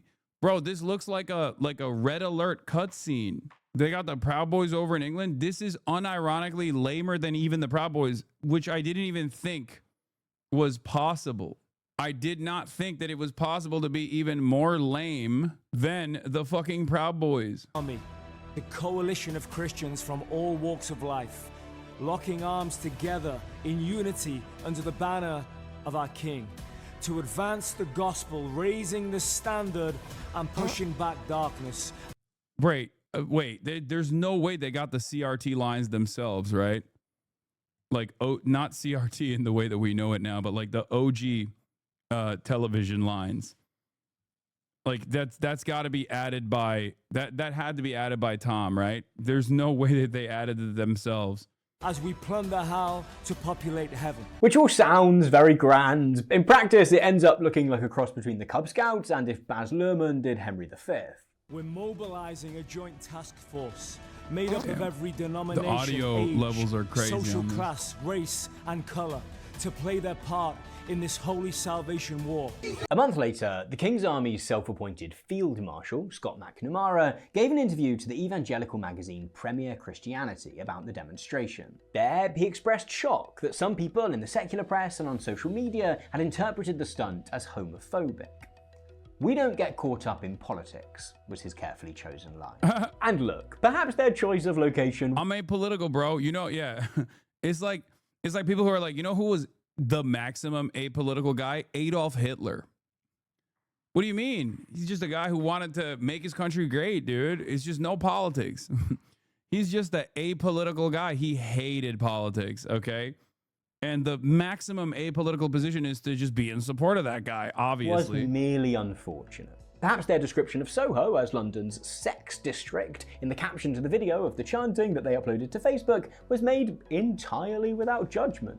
But McNamara's claims that they don't ever get caught up in politics are somewhat undercut by the fact that 2 months previously, the group had organised a protest outside 10 Downing Street and then the Houses of Parliament opposing the legalisation of assisted dying. House of Lords! Hear the word! Which, like, I know people's definitions of what does and doesn't count as political vary, but staging a demonstration outside of Parliament demanding that a specific piece of legislation not be passed kind of feels like a slam dunk. If McNamara and the rest of his soldiers deny their loud pronouncements about God are political, however, they're increasingly unique. Over the past couple of years, politics and Christianity have been on an unignorable collision course, not only here in the UK, but in Europe and the US too. Which isn't entirely without precedent. America in particular has had a well-defined and extremely vocal Christian right for decades. What's new is an apparent embrace of Christianity as part of a much broader political strategy. The political right aren't just trying to... I like that these guys are leaning into Christian mobilization at a time when like religiosity is at its lowest historic levels. Like, that's cool. That's the smart way to organize. Yeah, no, for sure. Like, how fucking desperate are you to put together like a community club? Like, unironically, it is better to tap into football hooligans than this, okay? Tapping in the historic way to fascist soccer clubs and ultras is probably an infinitely better approach to fascist mobilizing than trying to do it on the boundaries of evangelical Christianity, a concept that is relatively foreign to the average Brit, a concept that is also off-putting to more and more younger people anyway. Like, America spent a good deal of time building this sort of movement and building the base of support, building the churches, funding the churches. And even then, their primary gripe wasn't even spreading evangelical Christianity everywhere. It was actually to tackle desegregation, okay? For a lot of people who are unfamiliar with the history of the modern evangelical right in the United States of America, it was Paul Weyrich, who was himself Catholic, ironically enough, and his invention of the moral majority. Paul Weyrich, who was Catholic, realized that at the time of desegregation, that instead of saying that you just did not want, your white children to go to school with black children, a very successful method of organizing in polite society was actually around the boundaries of religious freedom. Okay? That is how he designed the entire modern evangelical Christian right-wing movement. Okay? It was on the boundaries of upholding white supremacy, and it hasn't really changed all that much, because white supremacy is probably the highest form of the highest galvanizing principle in the United States of America, even more so than I would say, not to come across as anti-materialist or whatever, but the anti-capitalist or pro-capitalist sentiment as well. It is like one of those things that is incredibly effective in terms of dividing the working class, and with seemingly no successful way of combating. White people will always choose, and let's say we haven't made a sincere effort to tackle this problem, because it's true historically. White people seemingly always will take the white supremacist position over one that is supposed to lean into solidarity across racial boundaries. Appeal to Christian voters, they're placing God front and center of their political messaging for everyone. This is like an old-time revival, isn't it? An old-time revival. A cross on wheels is dragged around the Charlie Kirk Memorial Rally in Arizona. A bishop of questionable credentials preaches to an anti-immigration march in London. Peter Thiel delivers a lecture series on the Antichrist. British MP Danny Kruger asserts the inherent Christianness of England in Parliament. All politics is religious, and in abandoning one religion, we simply create a space for others to move into. And then there's the conversions. It's not just J.D. Vance discovering Catholicism or Russell Brand conveniently being baptized just as the allegations drop. Jordan Peterson goes to church now, as does the Bell Curve author Charles Murray, as does, of all people, Joseph Rogan. That's true, but also I think even one of the more shocking ones, I guess it's not super shocking if you know how like the anti-theists operated always, is what's his face? Was it Dawkins that said that he is culturally Christian? Dawkins, who said he's actually culturally Christian. Wait, are you going to church too, or is that bullshit? I have been to church. Fuck. Why? Have you ever been to church before? I've been. It's actually very nice. In fact, the real bellwether is the about-face of many new atheists. Richard Dawkins, of the God Delusion fame, now describes himself as a cultural Christian. Insofar as Christianity can be seen as a bulwark against Islam. I think it's Yeah, this is basically the boneless chicken tenders of anti-theism. Okay, he took out the bone. That's it. The only thing that mattered to Richard Dawkins always was anti-Islam. Okay, Islam is the greatest danger. That's precisely the reason why so many of these fucking anti-theists, these Reddit atheists that were so formative in unlocking the atheist conscience of so many young Westerners at a time, all the way from Sam Harris to Dawkins. They all were anti-Islam first and foremost. Okay, that's what it was. They were atheists because it was, anti-Islam. I mean, Sam Harris is actually an even better example of this than Richard Dawkins, because Sam Harris is an even better example of this than Richard Dawkins, because like Sam Harris also literally loves Israel. I don't know if Richard Dawkins is also pro-Israel. I think he is somewhat pro-Israel as well. But yeah, Bill Maher, these guys all just fucking hate Muslims. Okay. Even Christopher Hitchens. I mean, he didn't survive long enough for you to see his like final evolution, but he was definitely in that direction. He was leaning in that direction pretty aggressively. Yes. And I think part of it is because they are very libbed up and Western chauvinists, right? They're Western chauvinists.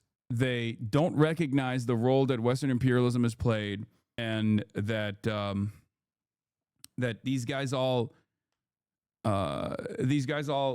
will come across like they hate all religion equally, and yet most of their enmity is directed towards Muslims, especially at a time when this was very favorable for brain-breaking liberals, successfully converting them into loyal servants of empire, saying, I'm an atheist, that's why I hate all religion, and that's why we have to do the war on terror. Yeah, during Iraq and Afghanistan, these guys played a really, really important role in getting a bunch of liberals who otherwise fancy themselves to be progressive to become loyal servants of empire, major advocates for imperialism in the region. a very good thing. Commentators have suggested that at its most virulent, we might be experiencing a rise of Christian nationalism. Christian nationalism. White Christian nationalism. The phrase Christian nationalism gets thrown around a lot these days. But I think that's a bit of a misread. For all the airtime the press has given to oddball priests and pastors from fringe denominations... Isn't Dawkins famously fully against Christianity and any other religion? You literally just saw a screenshot of him saying he's actually culturally Christian now. I think one of the most annoying parts about at least Sam Harris's work, or especially Sam Harris's work, is that it's so clearly... the double standard of Sam Harris's attitude is so clearly demonstrated at the peak of the intellectual dark web, when on the one hand, he will talk about the role that ideology plays when talking about like white supremacy or talking about like far right Christian nationalism, whereas the way that he packages, like all Christian nationalist white supremacist shooters are actually like, mentally ill, they're lone wolves or whatever. Whereas any act of violence that has taken place in the hands of a Muslim is directly because of the Quran, directly because of Islam. Like there is no consideration for the role that social conditioning plays in the minds of far right Christian nationalist terrorists. Now, I think he has changed his opinion a little bit on that too, but it is like at the time, like I said, at the peak of the intellectual dark web, when Sam Harris was like aligned with the Joe Rogans of the world and whatnot, he always would find himself saying like, well, these young white men, they find themselves in the throes, they get really upset, and then they have mental health complications. Like, if you're gonna do bad analysis, if you're gonna factor in the dogmatic approach that religion bakes into people's collective consciousness, you should do it across the board. You should be talking about Christian nationalism. Perhaps as an American citizen, you should be talking about Christian nationalism far more than you should be talking about the radicalizing factors of Islam, right? The reality of the matter is, as I've always maintained the position, I'm much more sympathetic to people who believe in religion, even organized religion. It doesn't matter as long as it's actually not playing a formative role in defining society and setting up guidelines. As long as it doesn't actually interfere with other people's liberties, I don't necessarily care if you believe whatever you want to believe. And I also personally see that religion can be religion can be used as a tool for good things. And the example I always use is chattel slavery. Christianity was used to uphold chattel slavery. Christianity was also used to abolish chattel slavery. Liberation theology played a formative role in the abolition of slavery. It also played an incredibly important role in the justification of slavery. Okay? So that's what it is.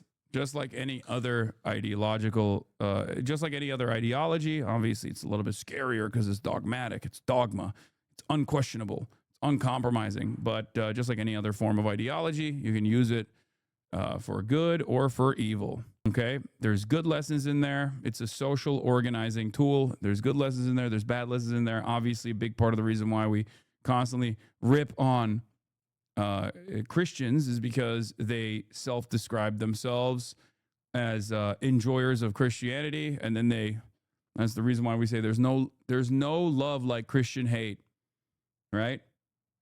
Because more often than not, the expression of Christianity in modern American society is the prosperity gospel, or white evangelicals being rabidly hateful towards minorities and people that don't look like them, while claiming there's no hate like Christian love. I said it wrong. There's no hate like Christian love, right? White nationalists masquerading as atheists and advocates for minorities oppressed by religion serve to antagonize religious people to get more insural because they feel the hatred that Western societies have for them. Anyway.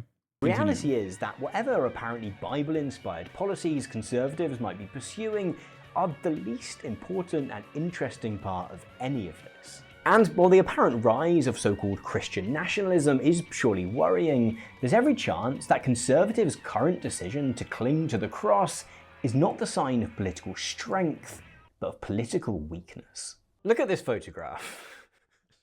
This is a snap of JD. Look at this photograph! It was taken in the Cotswolds in the west of England while the Vice President was visiting the UK this August. In particular, it was taken at a barbecue that he threw. And that this is the only publicly available photo of that barbecue is unfortunate. Because the other guy... Calling atheists Reddit atheists is fucking stupid. I know. The number one, this community is like 70% atheist. This community is like 70% atheist and agnostic, and they fucking lose their minds anytime I say anything about militant anti-theism. They just lose their fucking minds. They feel like I'm oppressing them in the same way that their homophobic parents did or something. Like it's so close and personal. For the 70% in this fucking community, be chill. You behave like fucking vegans, okay? Like not the cool vegans, but the annoying vegans. One of the few subjects I disagree with you. Religion is cancer. Much of the atheism in Europe originates from anti-religious sentiment caused by centuries of abuse from the Catholic Church, way before the present anti-Islam sentiment. It's the most like Reddit approach to understanding the world. Okay? If you cannot comprehend what I'm saying, I have a nuanced approach. Okay? I have a nuanced approach to people believing whatever they want to believe. I think you have to have a nuanced approach to a diversity of opinion on things such as this, especially if you are a socialist or a communist or a leftist of any sort, any variety. We live in especially if we live in the Western world, the overwhelming majority, if not damn near entirety of the Western hemisphere unconditionally and uncompromisingly believes in capitalism being the best organization of the economy. That is, in my opinion, something that we must tackle far before we talk about the role that organized religion plays in the design of society, because I see organized religion as simply a tool that the capital-owning class wields in the direction of dividing the working class. But religion can be an organizational tool that helps people as well.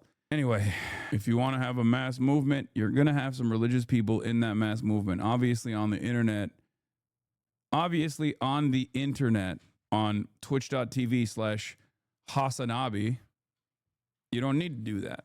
You don't need to factor in religious people. Like I said, 70% of this community is atheists.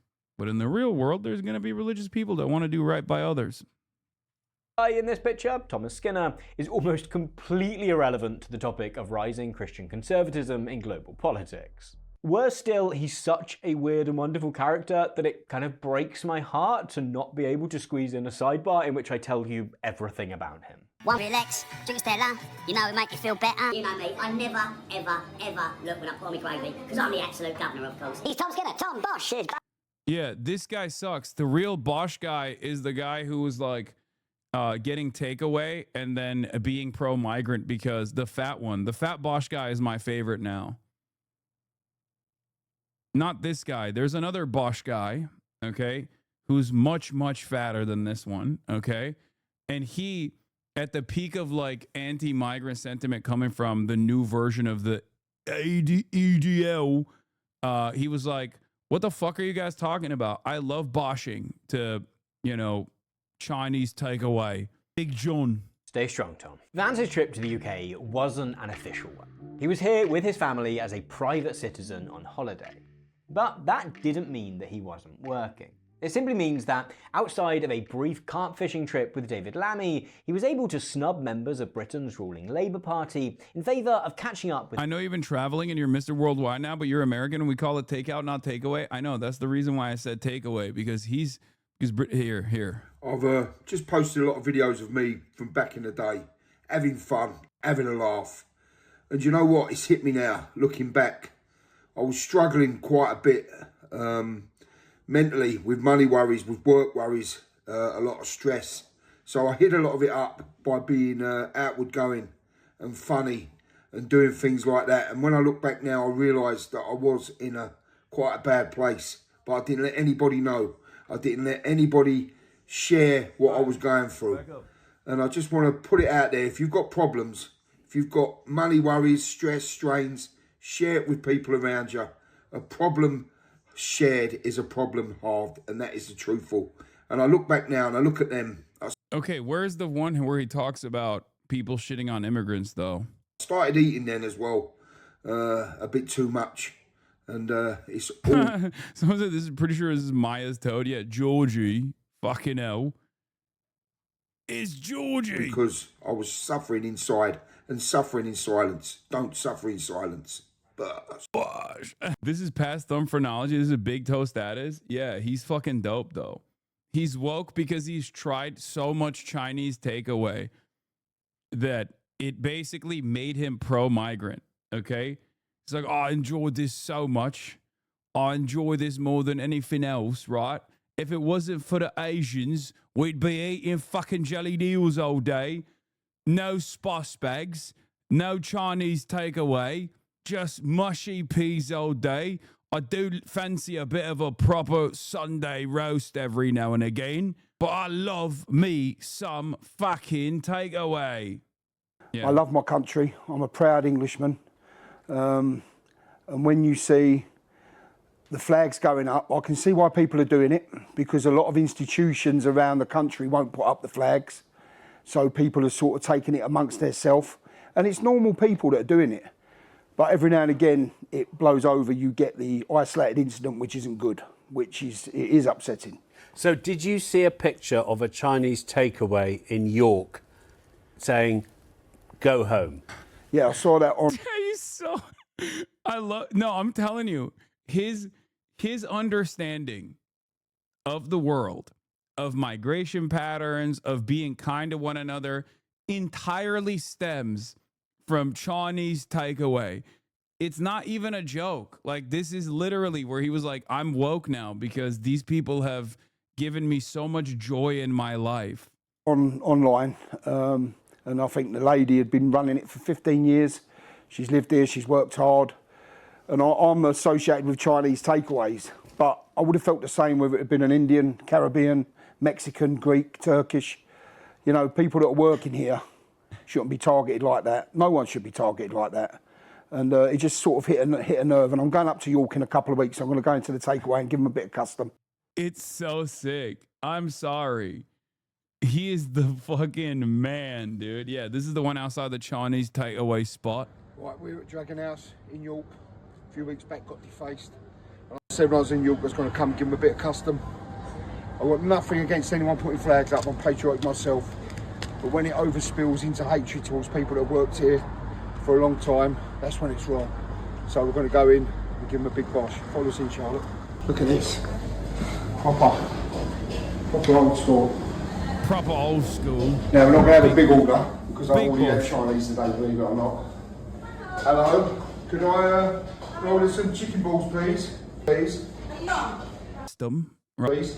I'm British and I thought this was satire. No, dude, this guy literally was like upset that people were shitting on his Chinese takeaway spots. Yeah, he realized like he looks like he would be the day in the life of a proper Brexit geezer type of dude.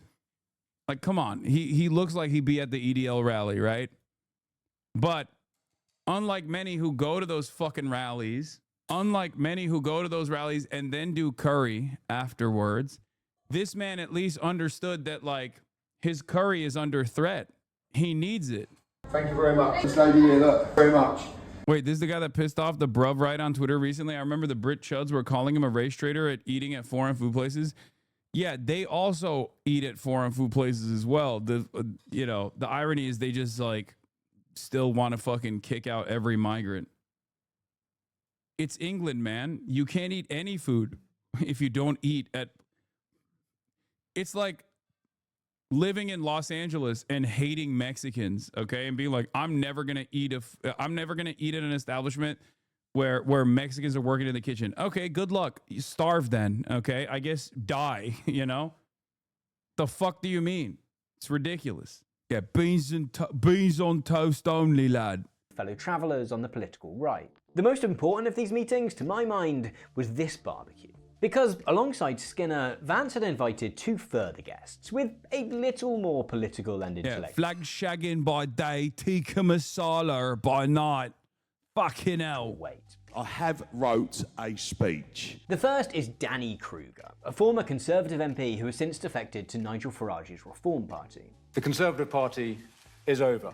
Over as a national party. Over as the principal opposition to the left. In perhaps the funniest case of British nepotism I've come across, he's also the son of Prue Leith from the Great British Bake Off. Quite often I need 2 holes so that I can squirt. The final guest that we know about was James Orr. Orr is an associate professor in the Faculty of Divinity at the University of Cambridge, and was recently appointed as a senior advisor to the Reform Party. His greatest influence to date, however, has been as something of a mentor to JD Vance during his transformation from Trump explainer and critic to aspiring Trump successor. Politico has described him as Vance's English philosopher king, while Vance himself has apparently called him his British Sherpa. Orr, for his part, has played down this relationship, framing it instead as a journey of mutual intellectual growth. I think that wildly overstates my influence on Senator Vance. If anything, he has been a mentor to me. We've had wonderful conversations over the years about politics, political philosophy, faith, religion.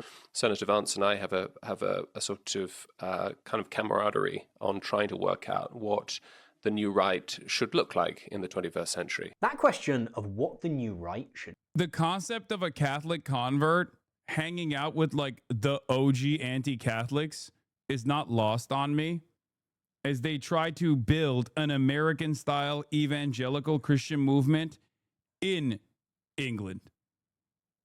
Again, what the fuck is happening? It's like an Ouroboros.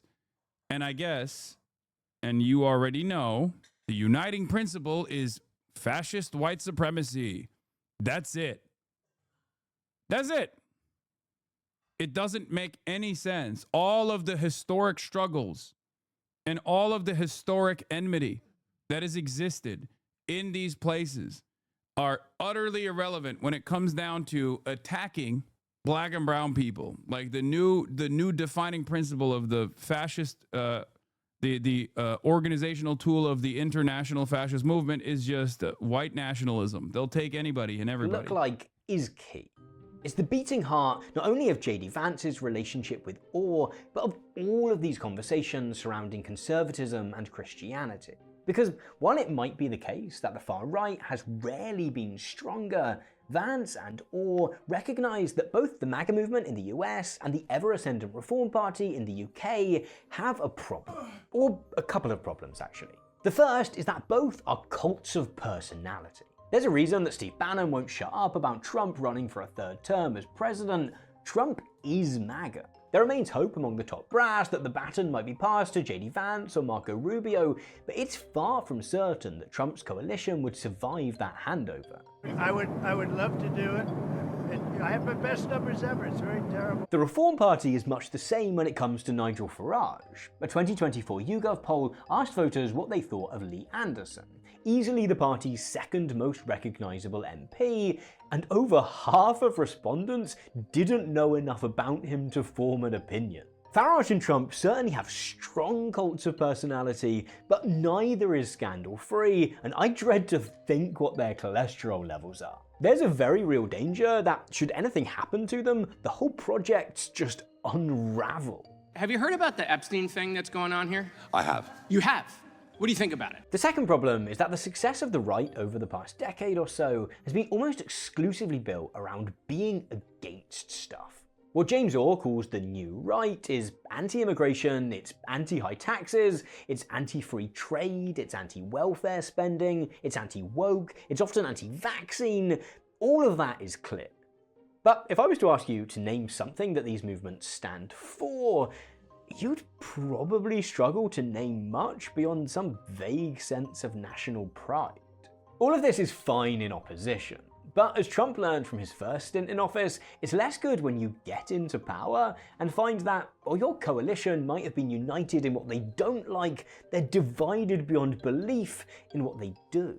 James Orr has set himself the task of solving this ideological emptiness and giving clearer shape to the movement. Not sure quite what to call it. It's not really conservative, it's not really liberal. I suppose it's stitched together by a sense that there is an emerging worldview that is very hostile to some of the kind of foundational assumptions that liberals, conservatives, and indeed I think old school socialists share. More than just sharing this mission of steering the right towards deeper meaning, Orr, Vance, and Kruger also share a creed. They are all practicing Christians. More than this, they're all Christian converts. In fact, even Thomas Skinner now tweets semi-regularly about going to church, despite previously having had a somewhat different take. There's like a tweet from like 2019. It's like, hey lads, anyone got any good excuses for not going to church with my wife this morning? Which is just like such a... Christian converts are a running theme throughout this attempt to mainstream Christian conservatism. Which isn't something that I say to imply that all such conversions are insincere, although clearly they can. Either way, there's a reason that people talk about the zeal of the convert. Polling shows us that converts tend to be more observant, more enthusiastic. What the hell does Bosch mean? I don't know. It's like a rallying cry for fucking Kaya, get out of there. Kaya, nope, not that side. Nope. Ay. Pick up your 10-ton dog now. I will die. I can't even fucking move, dude. Yeah, Bush is like boom, boom, boom, boom. Like 5 big booms, that type of shit. And more certain of their faith than those who were born into a given religion. Is In the the English cases version of of Vance, Blammo? Sure. Orr, and Kruger, this zeal is perhaps amplified by the fact that all adopted theologies which supported rather than challenged their pre-existing secular experience of the world. Orr and Kruger both come from money and were educated at elite boarding schools. Both then found their way to conservative evangelicalism. Orr found his religious feet at Holy Trinity Brompton, an American-style evangelical church which has accepted millions of pounds worth of donations from GB News owner Paul Marshall, who, because of British nepotism, is also the dad of the ex-bassist from Mumford & Sons. What? So it was the middle of wokeness, and you had bought a book online. Yeah, so I bought a book. What was the book? It was Unmasked by Andy No, who's a conservative. Why is it that like all of these guys are directly related to some other like famous person? It doesn't make any. It's just crazy. investigative journalist whose beat is Antifa and the BLM riots. Even if it was Mein Kampf. I was thinking about this a lot. I was thinking about this, okay?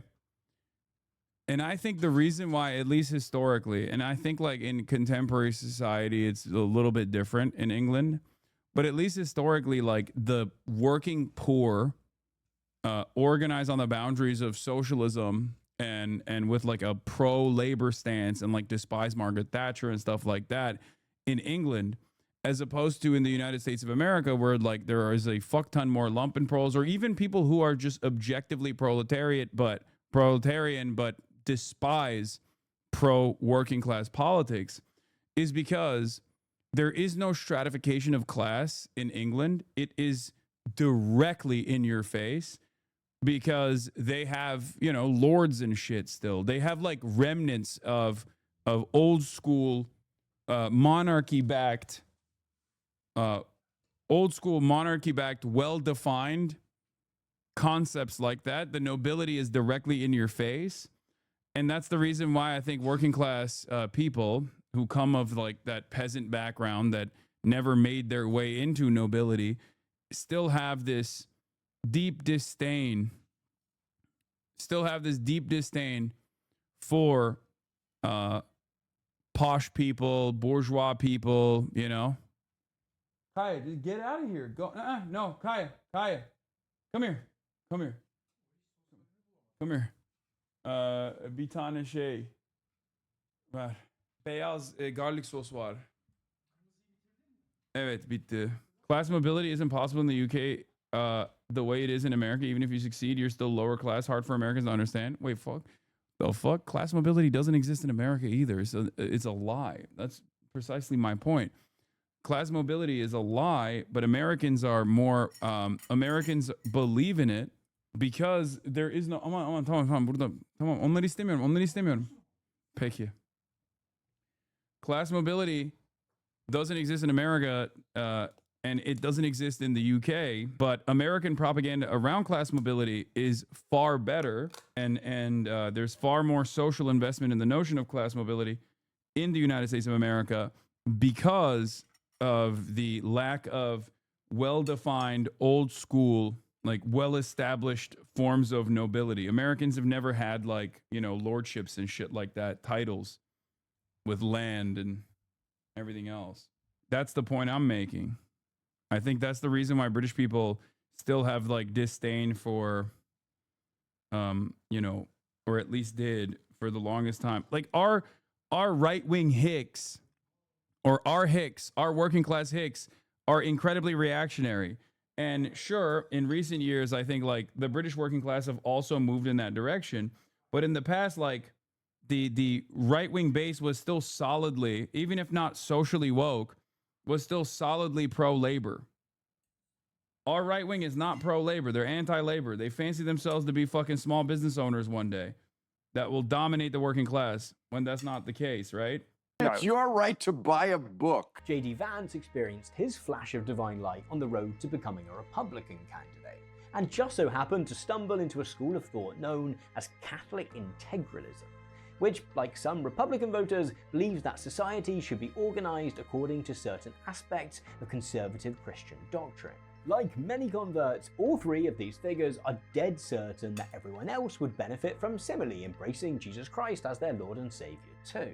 In fact, these three plotters, and many others on the political right, have seemingly come to the conclusion that a certain form of right-wing Christianity might not only be good for converting souls to Christ, but also for converting voters to conservatism.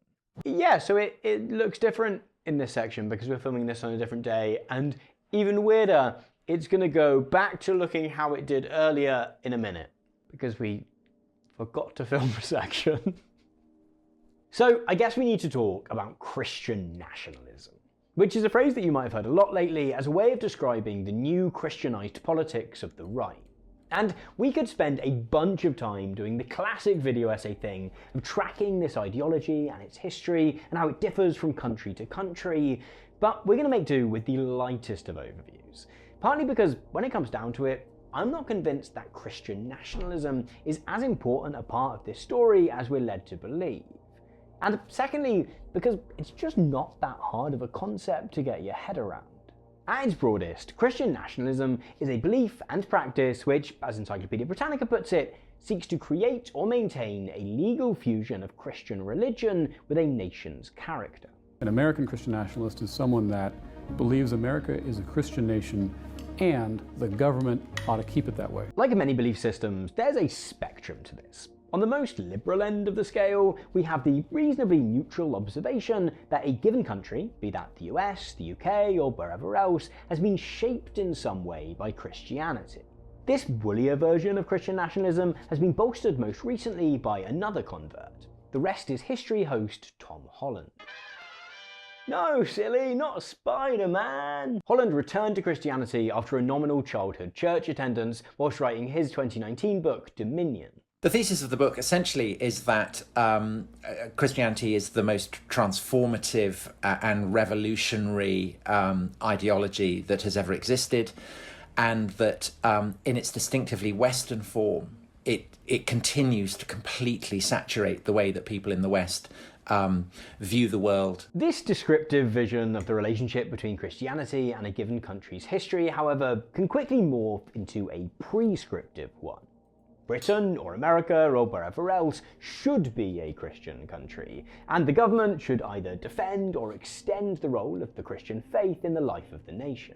At its most extreme, we reach the realms of Pastor Doug Wilson, shepherd to a flock of extreme Christian nationalists including Pete Hegseth, the US Secretary of War. Wilson believes that US government policy should be shaped entirely by Christian values, or more specifically, his own ultra-conservative theological views, including a rolling back of women's right to vote and a reinstatement of laws against sodomy. The collectivists who are in power now use the power of the sword to extort money from middle-class working taxpayers in order to reach... Yeah. Notice how all Christian organizing of this sort is first and foremost anti-communist and anti-socialist. Interesting.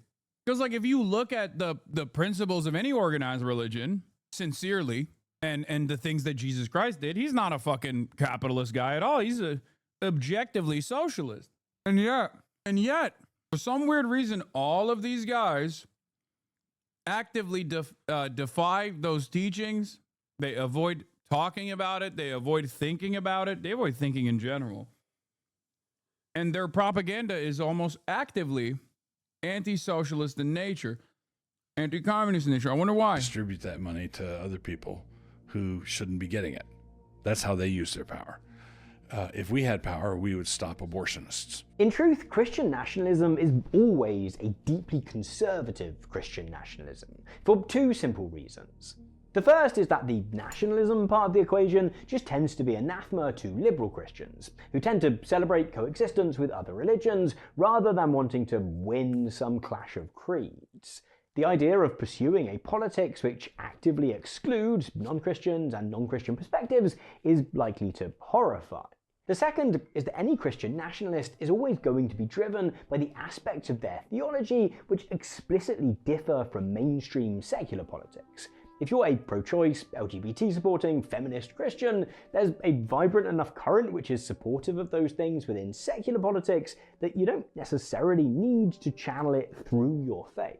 Christian nationalists almost always attempt to frame their desire to reshape their country's politics around the Bible as a return to some pre-existing state rather than some novel revolution.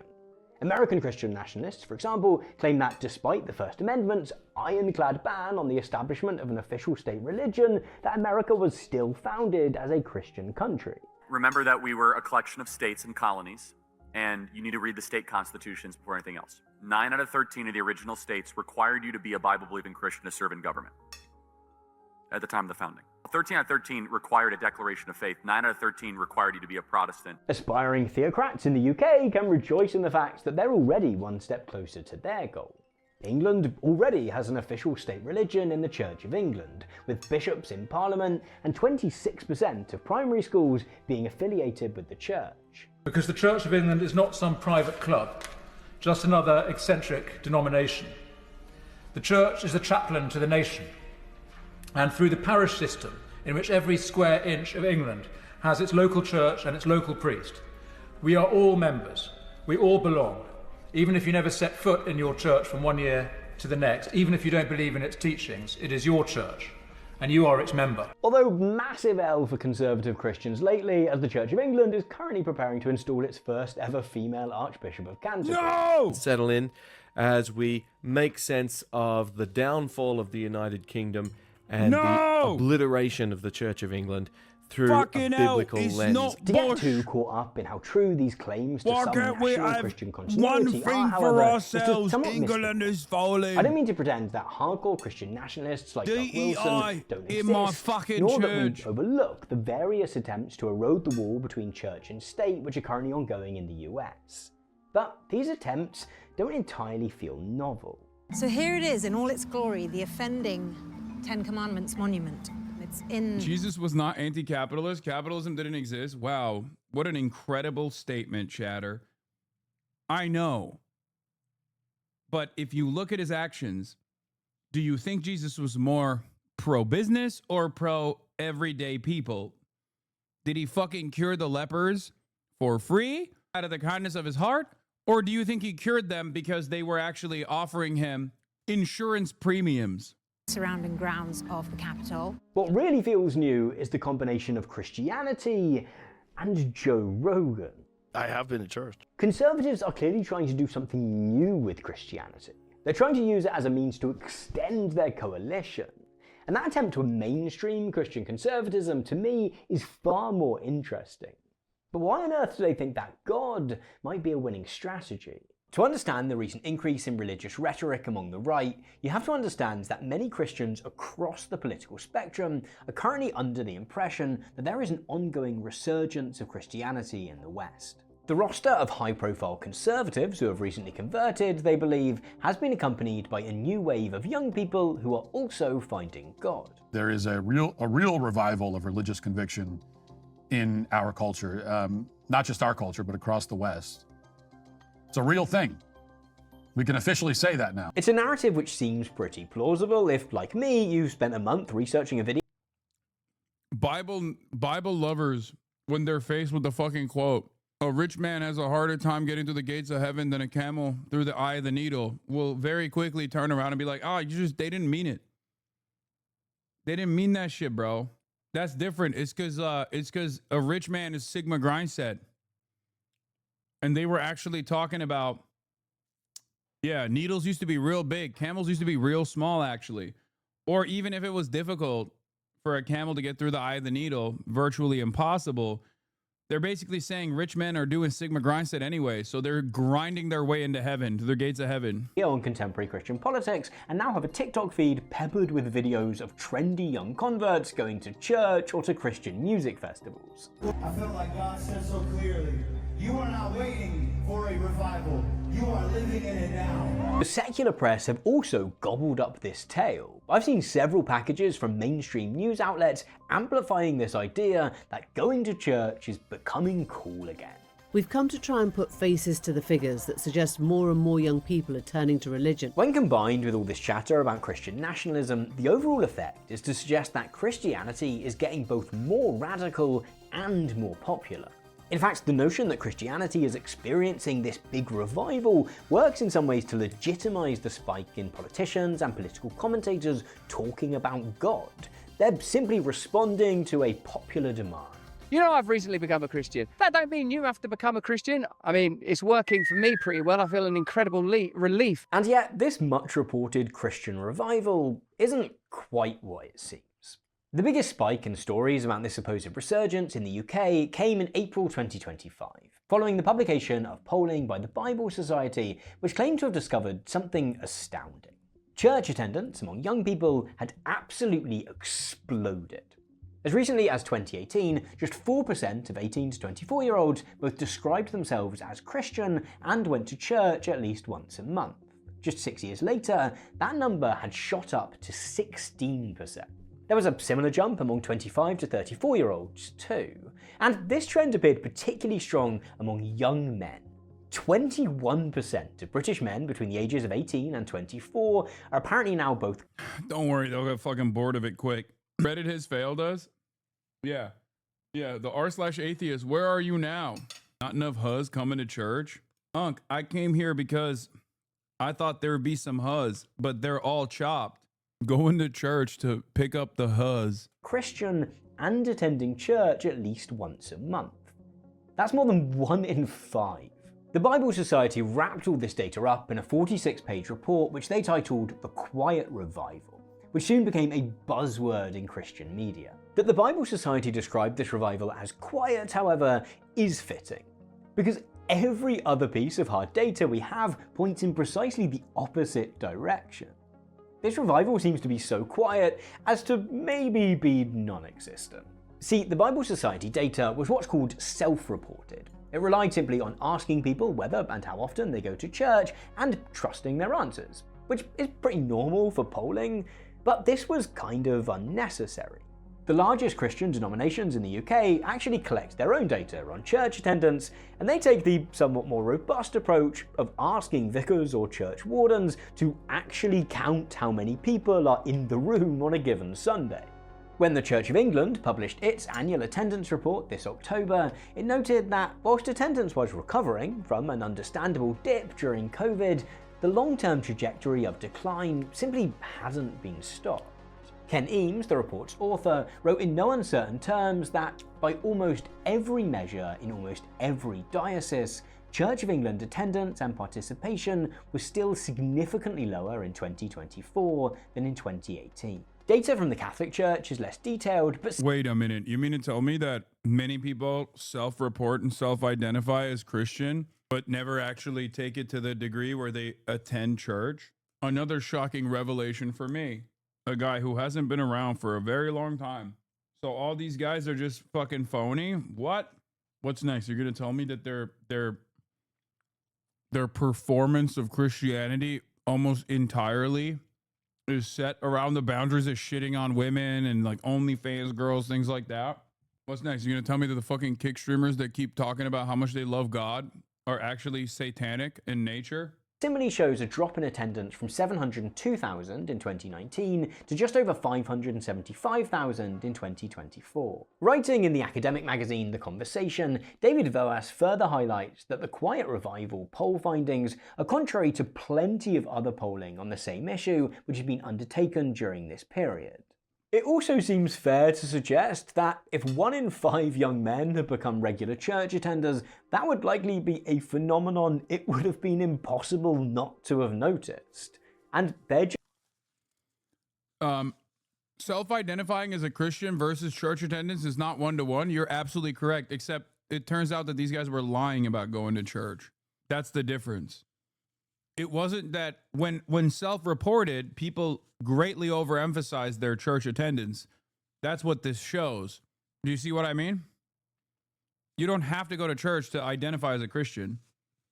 I'm not saying that at all. But these guys very clearly associate being Christian with church attendance.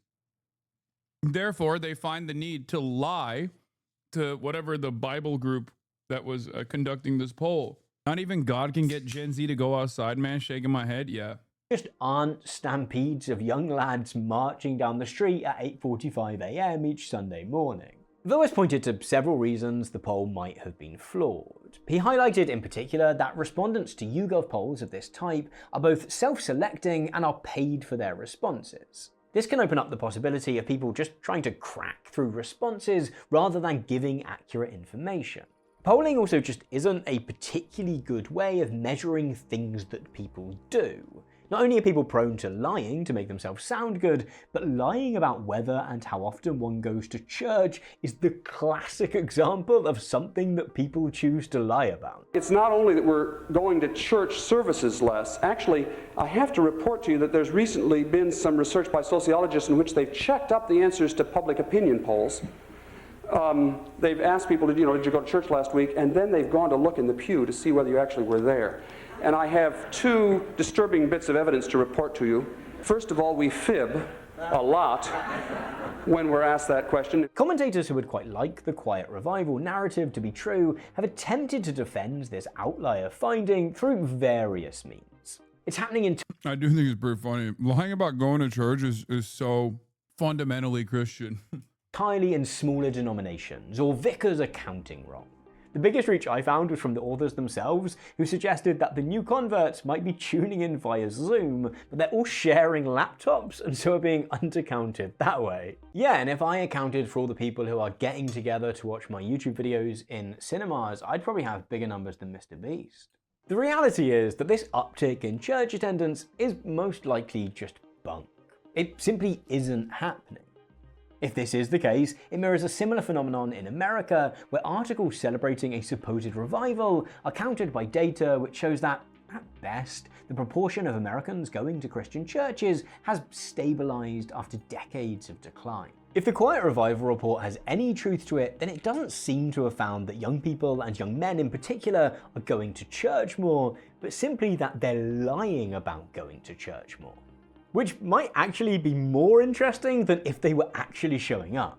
See, the comparable data from the US is pretty revealing here. The results of the Pew Research Center's 2023 to 2024 Religious Landscape Study found that 18 to 24-year-old men were now slightly more likely to identify with a religion than women of the same age. This marks a massive turnaround in a country where women have historically felt more compelled to warm the pews on a Sunday morning. Get up, Homer, it's time for church. I don't want to go. Interestingly though, where young men are more likely to describe themselves as religious, they're still less likely to regularly pray or even to say that their professed religion is very important to them. It's important to caveat that the overall trend of both religious identification and church attendance is still one of wholesale decline. If anything notable is taking place at all, it is a tiny bump in the number of young men identifying as Christian, either directly or by lying about going to church. That they're not actually turning up or praying or saying the religion they've adopted is all that important suggests that faith itself isn't all that key to this. Instead, the identification is the goal. The chatter said, isn't this all because heaven is Chinese? The answer is yes. Çok güzel olmuş, sağ ol babacığım. Of truck. Yeah. It's just weird. Like you don't have a problem with it, right? You don't have a problem with it being Chinese, but like, it's just kind of surprising that it is, you know? You just didn't really think that it would be Chinese, but it is. In fact, more than simply debunking the part of the Christian nationalist narrative which suggests that an advocacy for religiously informed policymaking is a response to a quiet revival in their faith of choice, all of this actually reveals a lot about why conservatives have become so obsessed with God in the first place. When faced with footage of tracksuit-wearing evangelical Christians marching into Soho, or photos of J.D. Vance talking with members of the Reform Party, it can be easy to frame British Christian conservatism as an imported offshoot of the American Christian right. The charismatic, low-church evangelicalism of some of these recent displays, after all, shares far more with American megachurch culture than it does with traditional high-church Toryism. Hello, I'm Geraldine. Believe you're expecting me. No, I'm expecting our new vicar. Unless, of course, you are the new vicar and they've landed us with a woman. Some sort of insane joke. Finally got a clip from the Vicar of Dibley into a video. Wait till I get started on the episode where she has to eat all the Christmas dinners, which I mention all the time. This isn't entirely inaccurate. King's Army Field Marshal Scott McNamara lives in Orlando, Florida. And oh my God. I'm sorry. Have some fucking decency. Have some self-respect, British people. Of course, if you're a British racist, you're not exactly known for having any decency whatsoever, but it is pretty remarkable that the main guy, oh my Lord, your main guy lives in Orlando? Like he's a Floridian, British evangelical Floridian. Yeah, this movement has no legs, I promise you. Trinity Brompton, which is the spiritual home of evangelicalism within the Church of England, was heavily inspired by the Association of Vineyard Churches in the US. And because of British nepotism, the key link is Eleanor Mumford, who is the mum of Marcus Mumford from Mumford & Sons. Usually there's no Mumford & Sons references in my videos, and you know, this one we've had two. What about 3 if you count the shirt? Nevertheless, the current attempt to use Christianity to give new meaning to the mainstream political right perhaps has greater origins in Europe than we might like to admit. In 2017, Rogers Brubaker wrote an article in Foreign Affairs outlining the emergence of a new set of rhetorical tropes among populist anti-migrant politicians in Europe. Figures like Marine Le Pen and Geert Wilders, he wrote, increasingly positioned themselves as defenders of a Judeo-Christian European civilization rather than only their own national culture.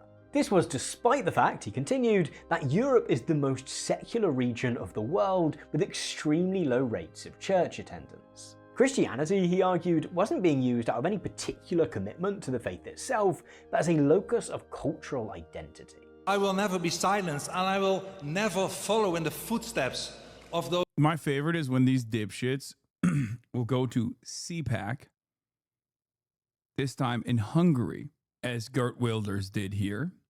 Remember, it's an American conservative political action committee, okay? They're in Hungary. This guy is from the Netherlands. And they'll sit there without a shred of irony and rail against globalists. And it's like, brother, what do you think is happening here right now? What do you think is happening at CPAC Hungary? Why is there a CPAC Hungary? Why are you at the CPAC Hungary? I am Dutch. Geert Wilders understands very well that he is part of a global fascist movement. It's just a quiet part you don't say out loud. No, I know. I know he does. We have ein serious problem. He's Asian? Wait, really? Is he actually? I heard that there was also, wait, he's Indonesian? What the fuck? Boris Johnson's Turkish. Geert Wilders is Indonesian. Wow. Wow. Rare Asian L for sure. Well, Tim Pool's is also another rare Asian L when you think about it. And he wears blue contacts. Oh God, that's so fucking lame. The other thing that I wanted to talk about was like Finland as well. Apparently there's some like anti-Asian controversy happening in Finland due to, y'all didn't know Tim Pool was Asian? Yeah. Yeah, Tim Pool is Asian. The Finnish controversy of like one of the, I think, is it a member of the parliament? Please uninform me of that. Oh, dude, the fucking Finnish. Where is it? I gotta show you this shit. It's fucking nuts. So Miss Finland loses her crown due to anti-Chinese racism scandal, right? Hold on, I just like fucked up my tabs a little bit. And then there is the reigning Miss Finland, Sarah Zavche, I don't know how to fucking say that, has lost her title and crown due to a racism scandal the organizers of the beauty pageant announced. They said at a press conference on Thursday that they accepted no form of racism or discriminatory behavior and apologized for the incident in a statement. Tara Lehtonen, who finished in second place in the competition, has already been chosen as the new Miss Finland. I promise to carry this title with pride and deep respect, the woman from Helsinki pledged on social media. Dzavcha was crowned as Miss Finland in September. According to the broadcaster YLE, she recently faced a backlash on social media after a questionable photo of her appeared on an online platform. Okay.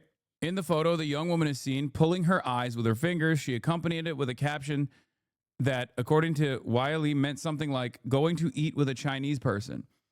It was like this is it. But it doesn't end there. This is like fucking middle school racism, by the way. It's crazy that you, like, after a certain point in your life, you cannot demonstrate this kind of racism, okay? Like 13, give or take, is the last time I would say, like, it's obviously always inappropriate, but like past the point of like 12, what the fuck are you doing? You know what I mean? I'm Asian and I find that funny. Last time I've seen that was in grade school. In America, you can do it till 27. Yeah, in America, you can do whatever the fuck you want. America's, insanely racist. Is she Valentina Gomez running for Texas? Yes. It's also extra funny because the Finnish population is basically like the Asians of Europe. Okay? And I'm sure some Finnish people will get mad at me for saying that, but like their language, I mean, they have like Turkic origins, I think, in their language as well, right? Isn't that? I'm Asian and I don't find that funny. I mean, it's like everyone Turkish. Ila, show your support. Uralic, yeah. Yeah, like a lot European Mongols. Not Turkic, sorry. Finno-Ugoric Ural area. That's a crazy analysis.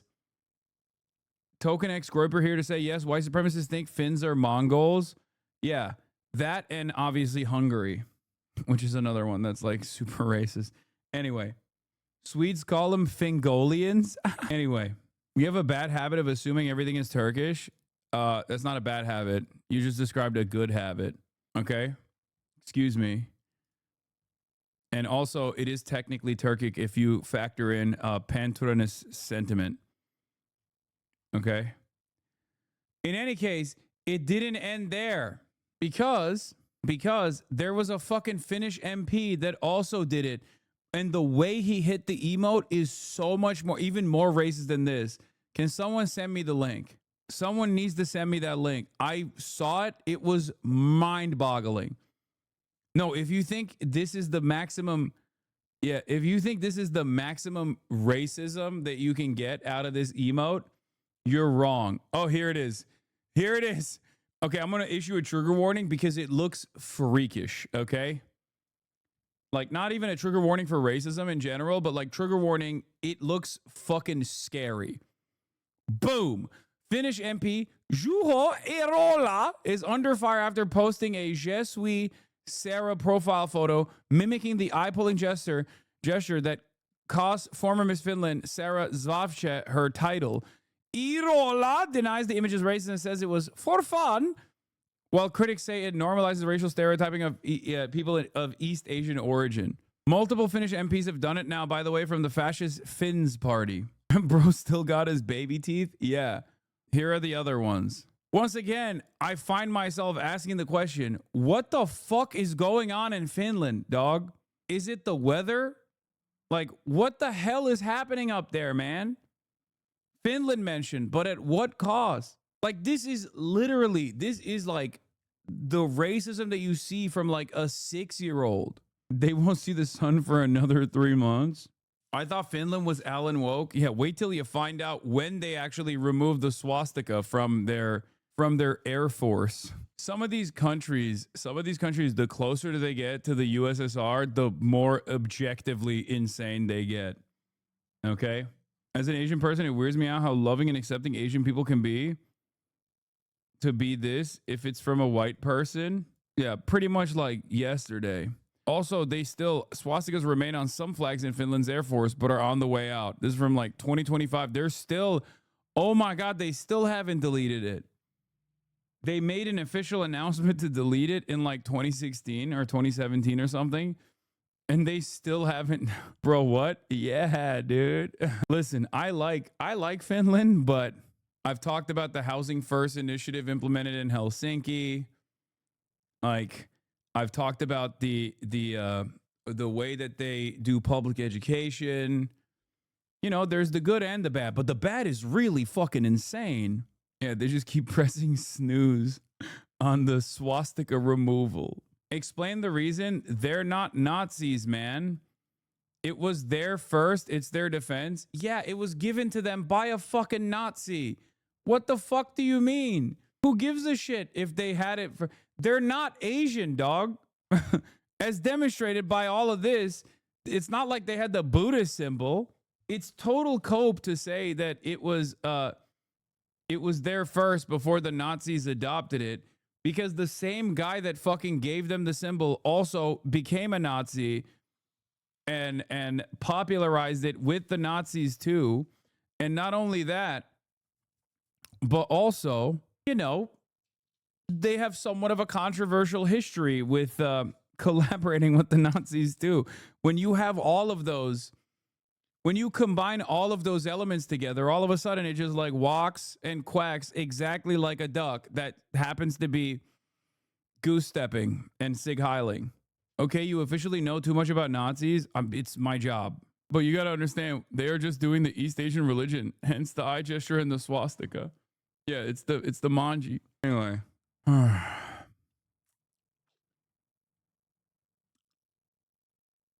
Okay. Sorry for sidestepping about Finland from Geert Wilders, but who is not Finnish himself.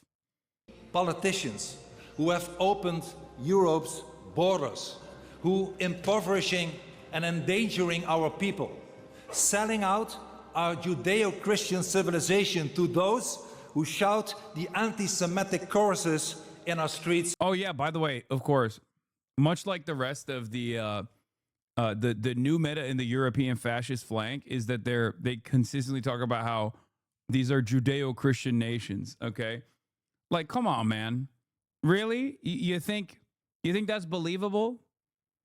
Like if there's one group of historic fascists that have never really abided by that principle, is like European Christians, right?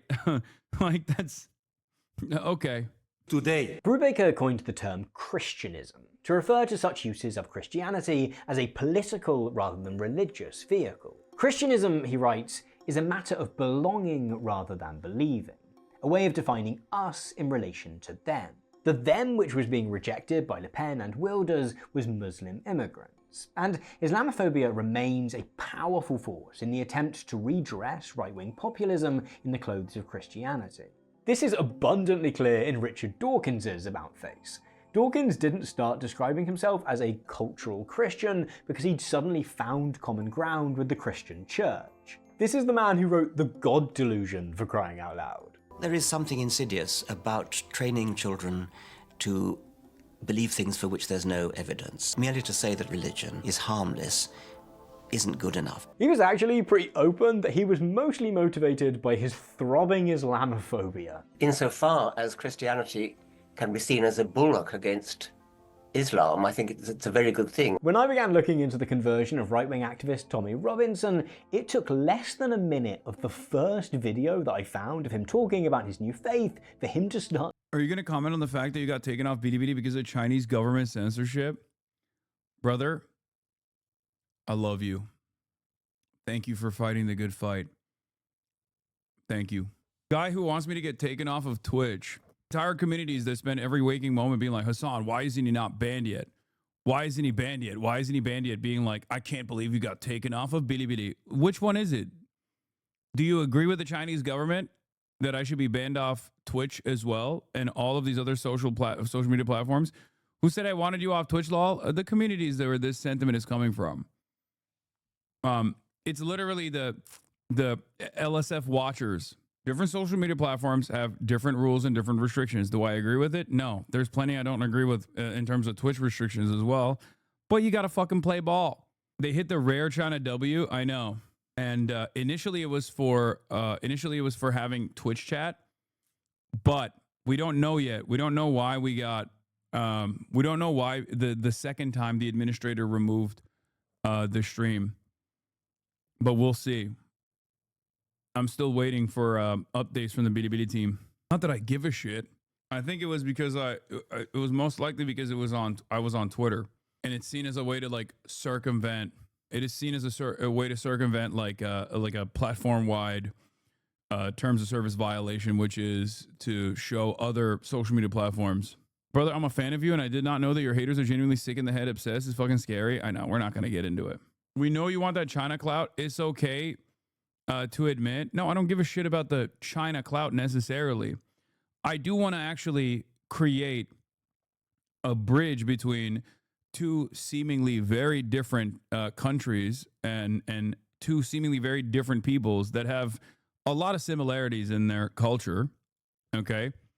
And also, just like every other fucking country, there is plenty to look at in the Chinese form of governance that, you know, we could take notes from. Ironically enough, the American government seems to only be invested in the hypothetical and oftentimes far-fetched things that they claim the Chinese government is doing and implementing those things here sincerely instead of, you know, doing rural development, infrastructure initiatives, rapid urbanization, greatly improving people's lives and living standards. We're not doing any of that stuff. Why is that a bad thing or hypocritical anyways? It's literally his job to attract as many people as possible. Exactly. Wait, what does China and the US have common culturally? I think a proclivity towards consumerism is one of them. Car reliant infrastructure that also in China is accompanied by robust public transit, but still car reliant infrastructure for sure. Chinese people are very social in a similar way that I think Americans are as well, like very loud and very social. And then, of course, last but not least, I saw this on Twitter, so I can't even take credit for it, but an interest in using toxic chemicals. What was it? An interest in using toxic chemicals to deal with like very minute problems. I forget where it was. It was on. I saw a tweet about it. Yeah, it was a guy in America spraying his rocks with glue because he didn't want pebbles to fly away. But that was in America. Is that a euphemism? No. Complaining about Muslims. When I also, watched, yeah, my channel it on was Bilibili is still there. I didn't get banned. Paris Olympics and the opening ceremony was satanic, and it was a total. Oh yeah, here it is. Americans and Chinese are spiritually brothers in many ways, but especially because they both absolutely love using horrifyingly toxic chemicals and flimsy construction in the name of minor inconvenience. This is one of my favorite takes I've seen. This isn't like tofu dregs or anything like that, but this is definitely something that you see, like uneven and substandard building initiatives is something that I did see in China quite a bit, and it did remind me of America also quite a bit. Yeah, no, it's just Same job, France. 15 minutes. U.S. Still stuck with concrete trucks. The problem with concrete isn't strength. It's slow, heavy, messy, and cumbersome. This bottle? Fast, light, clean, and nearly unbreakable. That's awesome. Nearly unbreakable. Almost as strong as concrete. As the guy cuts through it with a handsaw. Doesn't seem to be nearly unbreakable, does it? That's why it's nearly. Anyway. Attack on Christianity and the core beliefs of Christianity and Jesus. It was disgusting. And if someone who wasn't out to defend Christianity at every point, I watched it and just thought, that's done my head in watching that. They would not do that for Islam or Muhammad. The new apostles of conservative Christianism have added further thems to their list of opponents since 2017. The left, I call it the radical left. I call it sometimes the radical left lunatics. Christianists like Le Pen and Wilders used to celebrate the extent to which European Christianity had come to accept certain aspects of progressive change. Because we know that without our Judeo-Christian civilization, there would be no separation of church and state. This was contrasted with Islam, which is portrayed as being completely uncompromising and wanting to install Sharia law wherever it goes. The new wave of Christianist nationalists makes no such compromises. Vance, Orb, and others frame secularism as every bit as much the enemy as would the most Even the Nazis understood that socialism was probably a far more effective organizing tool than Christianity. If their ultimate goal, as it clearly was to implement nationalist policies, then they at least understood that, like, you know, it's probably smarter to organize on the boundaries of like offering some members of the working class new benefits and promising them an immediate improvement to their material conditions. These guys don't even do that. They're like, no, you're gonna like this fucking this now antiquated idea. You're gonna be on board with it, even though we are now living in a time when Christianity's on a downtrend across the board. Extreme Islamist imam. You may just be a card-carrying atheist, but you still will recognize that religion is a real phenomenon in human history, and you'll recognize that actually modernity is engaged in a kind of very large, uncontrolled experiment in seeing how we can get on, large societies can function without... I think it was because at the time socialism was popular, no? It was. But at the time, currently, Christianity is not popular. So it's not a great it's not a great organizational tool, in my opinion, especially if you're putting it at the forefront of your organizing principles. The one thing that all human societies up until, in the scheme of human history, 5 minutes ago, had as central. There's a generous reading of this, which sees them as merely mourning the loss of religion in the abstract as a means of community and shared meaning. But it remains Christianity in particular which is being mourned. Through all these long years, from the time of Alfred to the time of Victoria, it was assumed that a nation was a community of common worship and that our community, this country, worshipped the Christian God.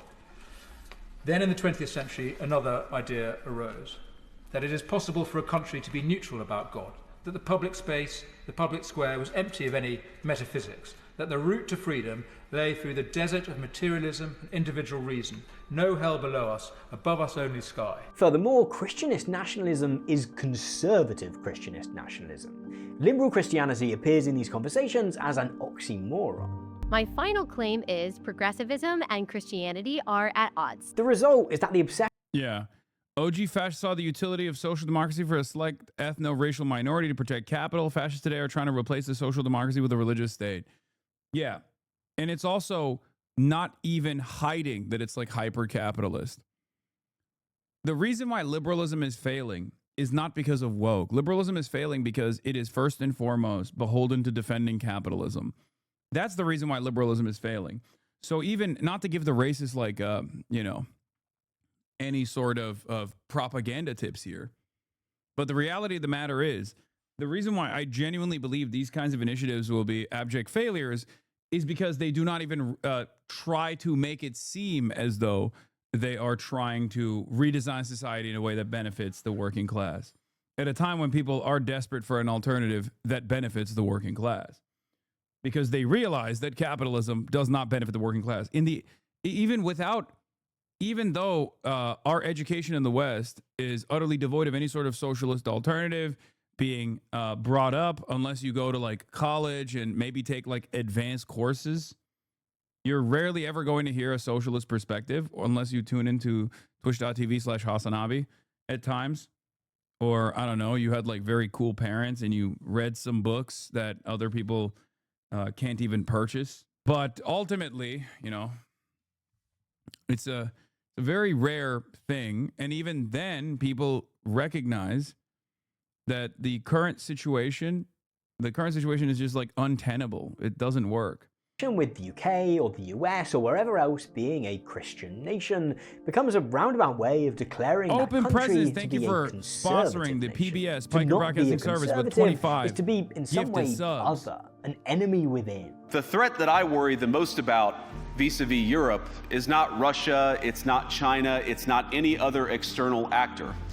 And what I worry about is the threat from within, the retreat of Europe from some of its most fundamental values shared with the United States of America. Political enemies are thus instantaneously transformed into national enemies, enemies of the state.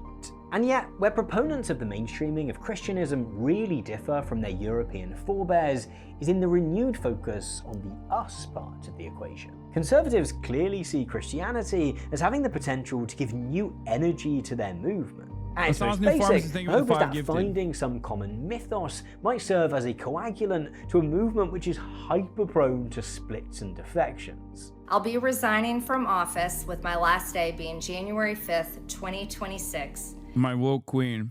And I look forward to seeing many of you again sometime in the future. Now, you sort of fell out with Reform UK. I think it was back in early March, towards the end of February, that kind of thing. And one of the problems... Well, I think correctly, they fell out with me. The vague suspicion of power which defines the populist right at present might be replaced with something which looks a bit more like an actual ideology. Two recent events which took place this December, one on either side of the Atlantic, demonstrated the potential of this conservative turn to God. The first was the Unite the Kingdom rally, London's largest far-right rally in decades and decades. In a manner which is actually quite rare for the British far-right, Christianity was inescapable. With every culture, or more or less every culture, a religion is attached to it. With our British culture, it's Christianity.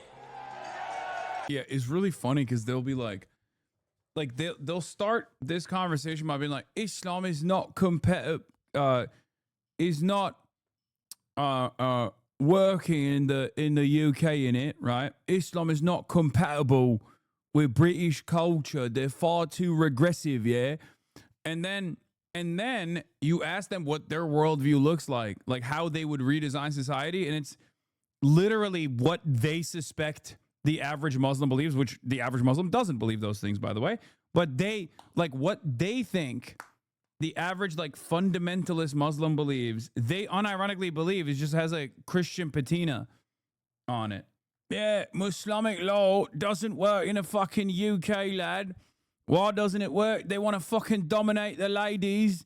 They want to dominate the women, yeah? Me, I just want my women to be modest and also make sure that they stay in the fucking kitchen, yeah? Fucking hell. We are a Christian country.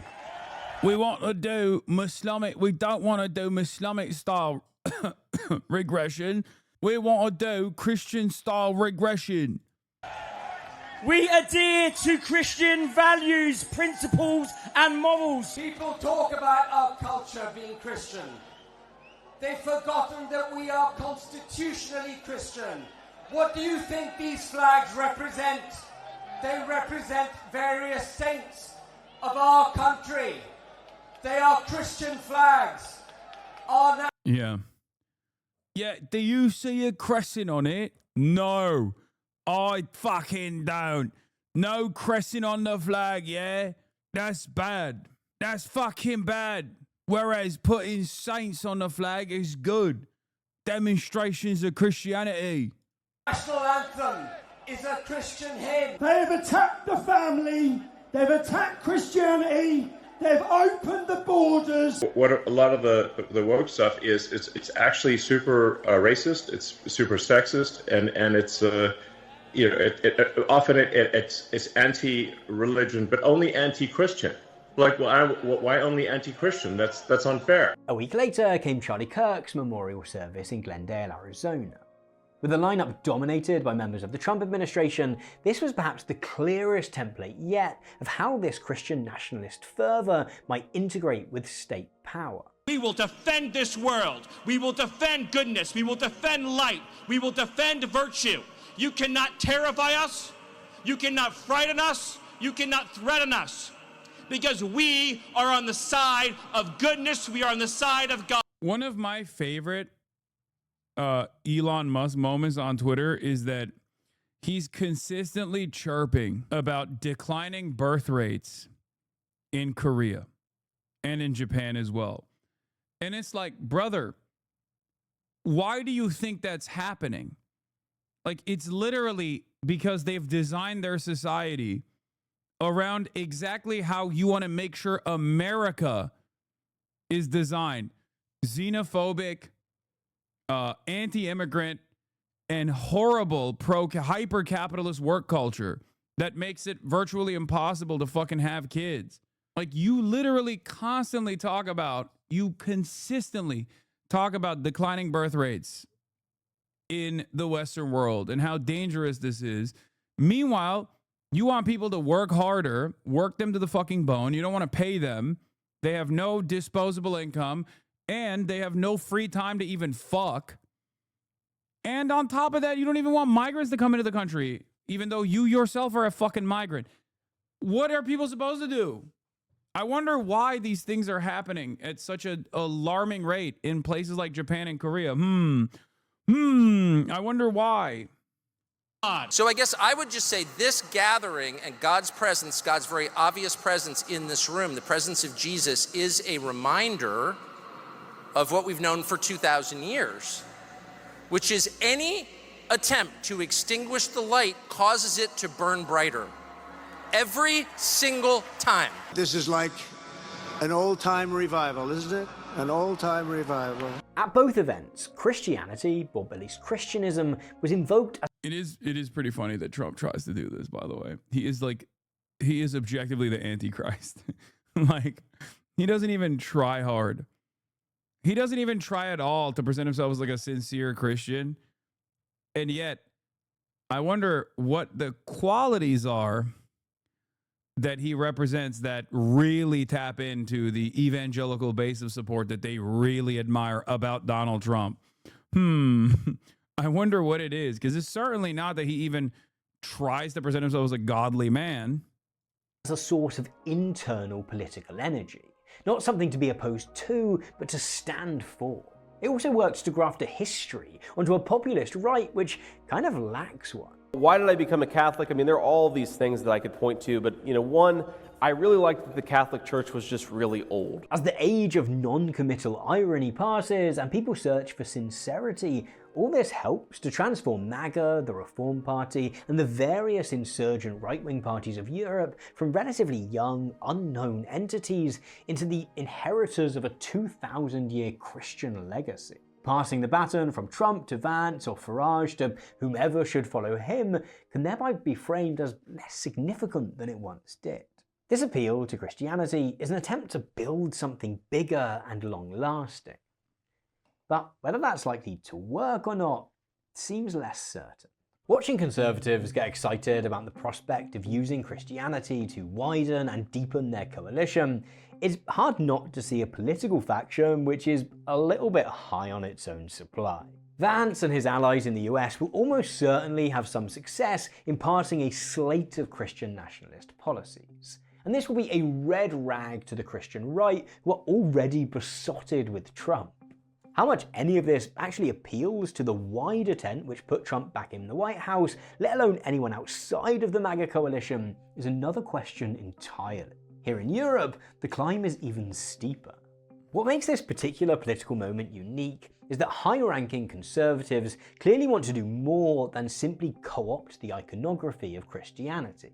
They want to use actual faith and theology to recharge and sustain their movement. The challenge is that too many of those who they see as potential converts don't really have much interest in the actual substance of the faith, which questions how sustainable any of this is. Maybe Joe Rogan finds God. But if he or any of his listeners are only really popping their heads into church because it's currently on trend for conservatives to do so, it seems unlikely that they're still going to be going in 6 months' time. Others might quickly find that, while they do occupy that slightly woollier end of the Christian nationalist spectrum in which Christianity holds some cultural importance to them, they actually do think that the likes of Doug Wilson or whoever else are pretty nuts. It's easy to view the current collision of Christianity and conservatism across the West as a sign of a political movement at the height of its powers, which is finally able to enact its deepest desires.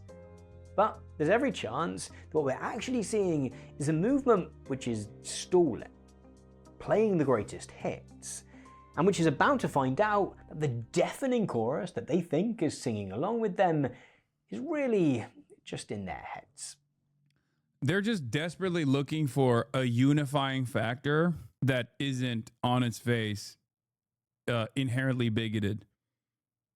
Because you have to market your fascism. You have to market your international fascist coalition project, right? And they can't just be like, oh, we're all fascists and we just want to like protect our country, even though they do say that they're nationalists sometimes, right? But like they have to find a positive galvanizing principle because it can't just be around, it can't just revolve around like literally purging the migrants. Because you'll reach a certain level of racist people that will be on board with that movement, but there still needs to be a value in the affirmative. And the problem is there is none. So they think maybe Christianity is the way to do it. What is this? So Christian nations cannot stay Christian. How is this not genocide? Wait, what? Huge IQ, small PP. So Christian nations cannot stay Christian. Brother, are you Christian? Do you live in a Christian nation? Like when you fell out of being invested in some version of organized religion, whether it be Christianity or whatever, were you doing Christian genocide? Like this is just people, bro lives in Vatican City. Also, yeah, Christianity is not an ethnicity, famously. 27 months, that's got to be bait, and a tier 2 subscriber as well. I feel like all Christian nations have the obligation of becoming multicultural. How the fuck is this a tier 2 subscriber that's been around for 27 months and saying shit like this? My friend, I don't know if you have a lot of friends who aren't self-declared Christians but come from that religious upbringing. But what we are talking about is not the eradication of Christianity by force. Okay? What the fuck are you talking about? How is this any different than white genocide as a narrative? Debate lords, you got many of them. It's the same shit behind white genocide. Yes, people that are not white. White already is a socio-political construct developed around purity. So it was already a self-defeating concept to begin with. Okay? Yeah. Oh, wait, are you a Bardella supporter? No shot. What the fuck? Oh my God, he's talking about 95% of black slaves were sold by black Africans. Oh, wow. So chattel slavery was the fault of black people. It's true. Yeah, 100% of black slaves were black, by the way. And almost 100% of the market and the demand came from white people, or what you consider to be white, specifically because whiteness as a socio-political construct was designed around making sure that the human beings that people were raping and selling and enslaving had to have a generational component attached to it. Christianity is the only reason slavery has been abolished. Yeah. Ironically enough, Christianity was part of the reason why the concept of whiteness and blackness had to be implemented as well, because some of the African slaves that were being enslaved were also converting to Christianity, and the church doctrine made it so that it was actually illegal to enslave a Christian person. And that was part of the reason why scientific racism took root, as opposed to the previous ways in which racism worked as a part of, like, you know, pillaging the conquered territory. In any case, I feel like we've reached the end point of using Christianity as a uniting value, and you're demonstrating why these guys are actually lying, but seemingly are able to move you in their direction. Okay, chatter, change your name to small IQ, small PP. Posh haters hit the tier 3 sub before chirping. Yeah. Yes, I know it was racist. Well, I mean, do you feel like there is a direct... It's an obligation when you're forcing a single dominant culture down people's throats. It's such an oppression when you see people around you that you don't feel close to. It's such a freedom when you can force people out. Exactly. I mean, that's precisely what this motherfucker is saying here. And it feels rather strange given, you know, given the fact that he was a tier 2 subscriber for 27 months. Do you feel like there is an active anti-Christianization of previously historically Christian nations? Or do you feel like people are just kind of falling out of love with the church, you know, as scientific achievements expand and as people are less reliant to conceptualize things that they're experiencing in nature because science has an answer for it? So people feel less of a need for what they consider to be somewhat repressive form of social organizing, as opposed to secularism, which many of those wonderful historically Christian nations you're talking about have been built around. The answer is it's secularism, and it's not an ever-present threat to Christianity at all. If people want to consider themselves Christian and still believe in Christianity without actually making it everybody else's problem, I have no issue with that. Okay? People are less spiritual, and that's a bad thing. Why? But Roman popery is too flawed and full of scandals. The UK is not Christian now. The majority are non-religious in growing numbers over decades who are non-religious. Exactly. But that's not something that happened because people... Look, I'm not a militant anti-theist by any metric, but there's a reason why people are falling out of love with the church or no longer considering themselves to be Christian in, let's say, historically Christian nations. And it has nothing to do with like any sort of anti-Christian genocide. That's not how genocide works. Okay? They're not locking up people. They're not putting people in jail for for being Christian and then forcing them to denounce Christianity or killing them for being Christian. Okay? Imagine saying popery like you're in Gangs of New York. I mean, this is I think this person is French, which is ironic that he's also talking about like the death and destruction of Christianity, because like the French are, at least in Europe, the OG. Damn, this guy's good.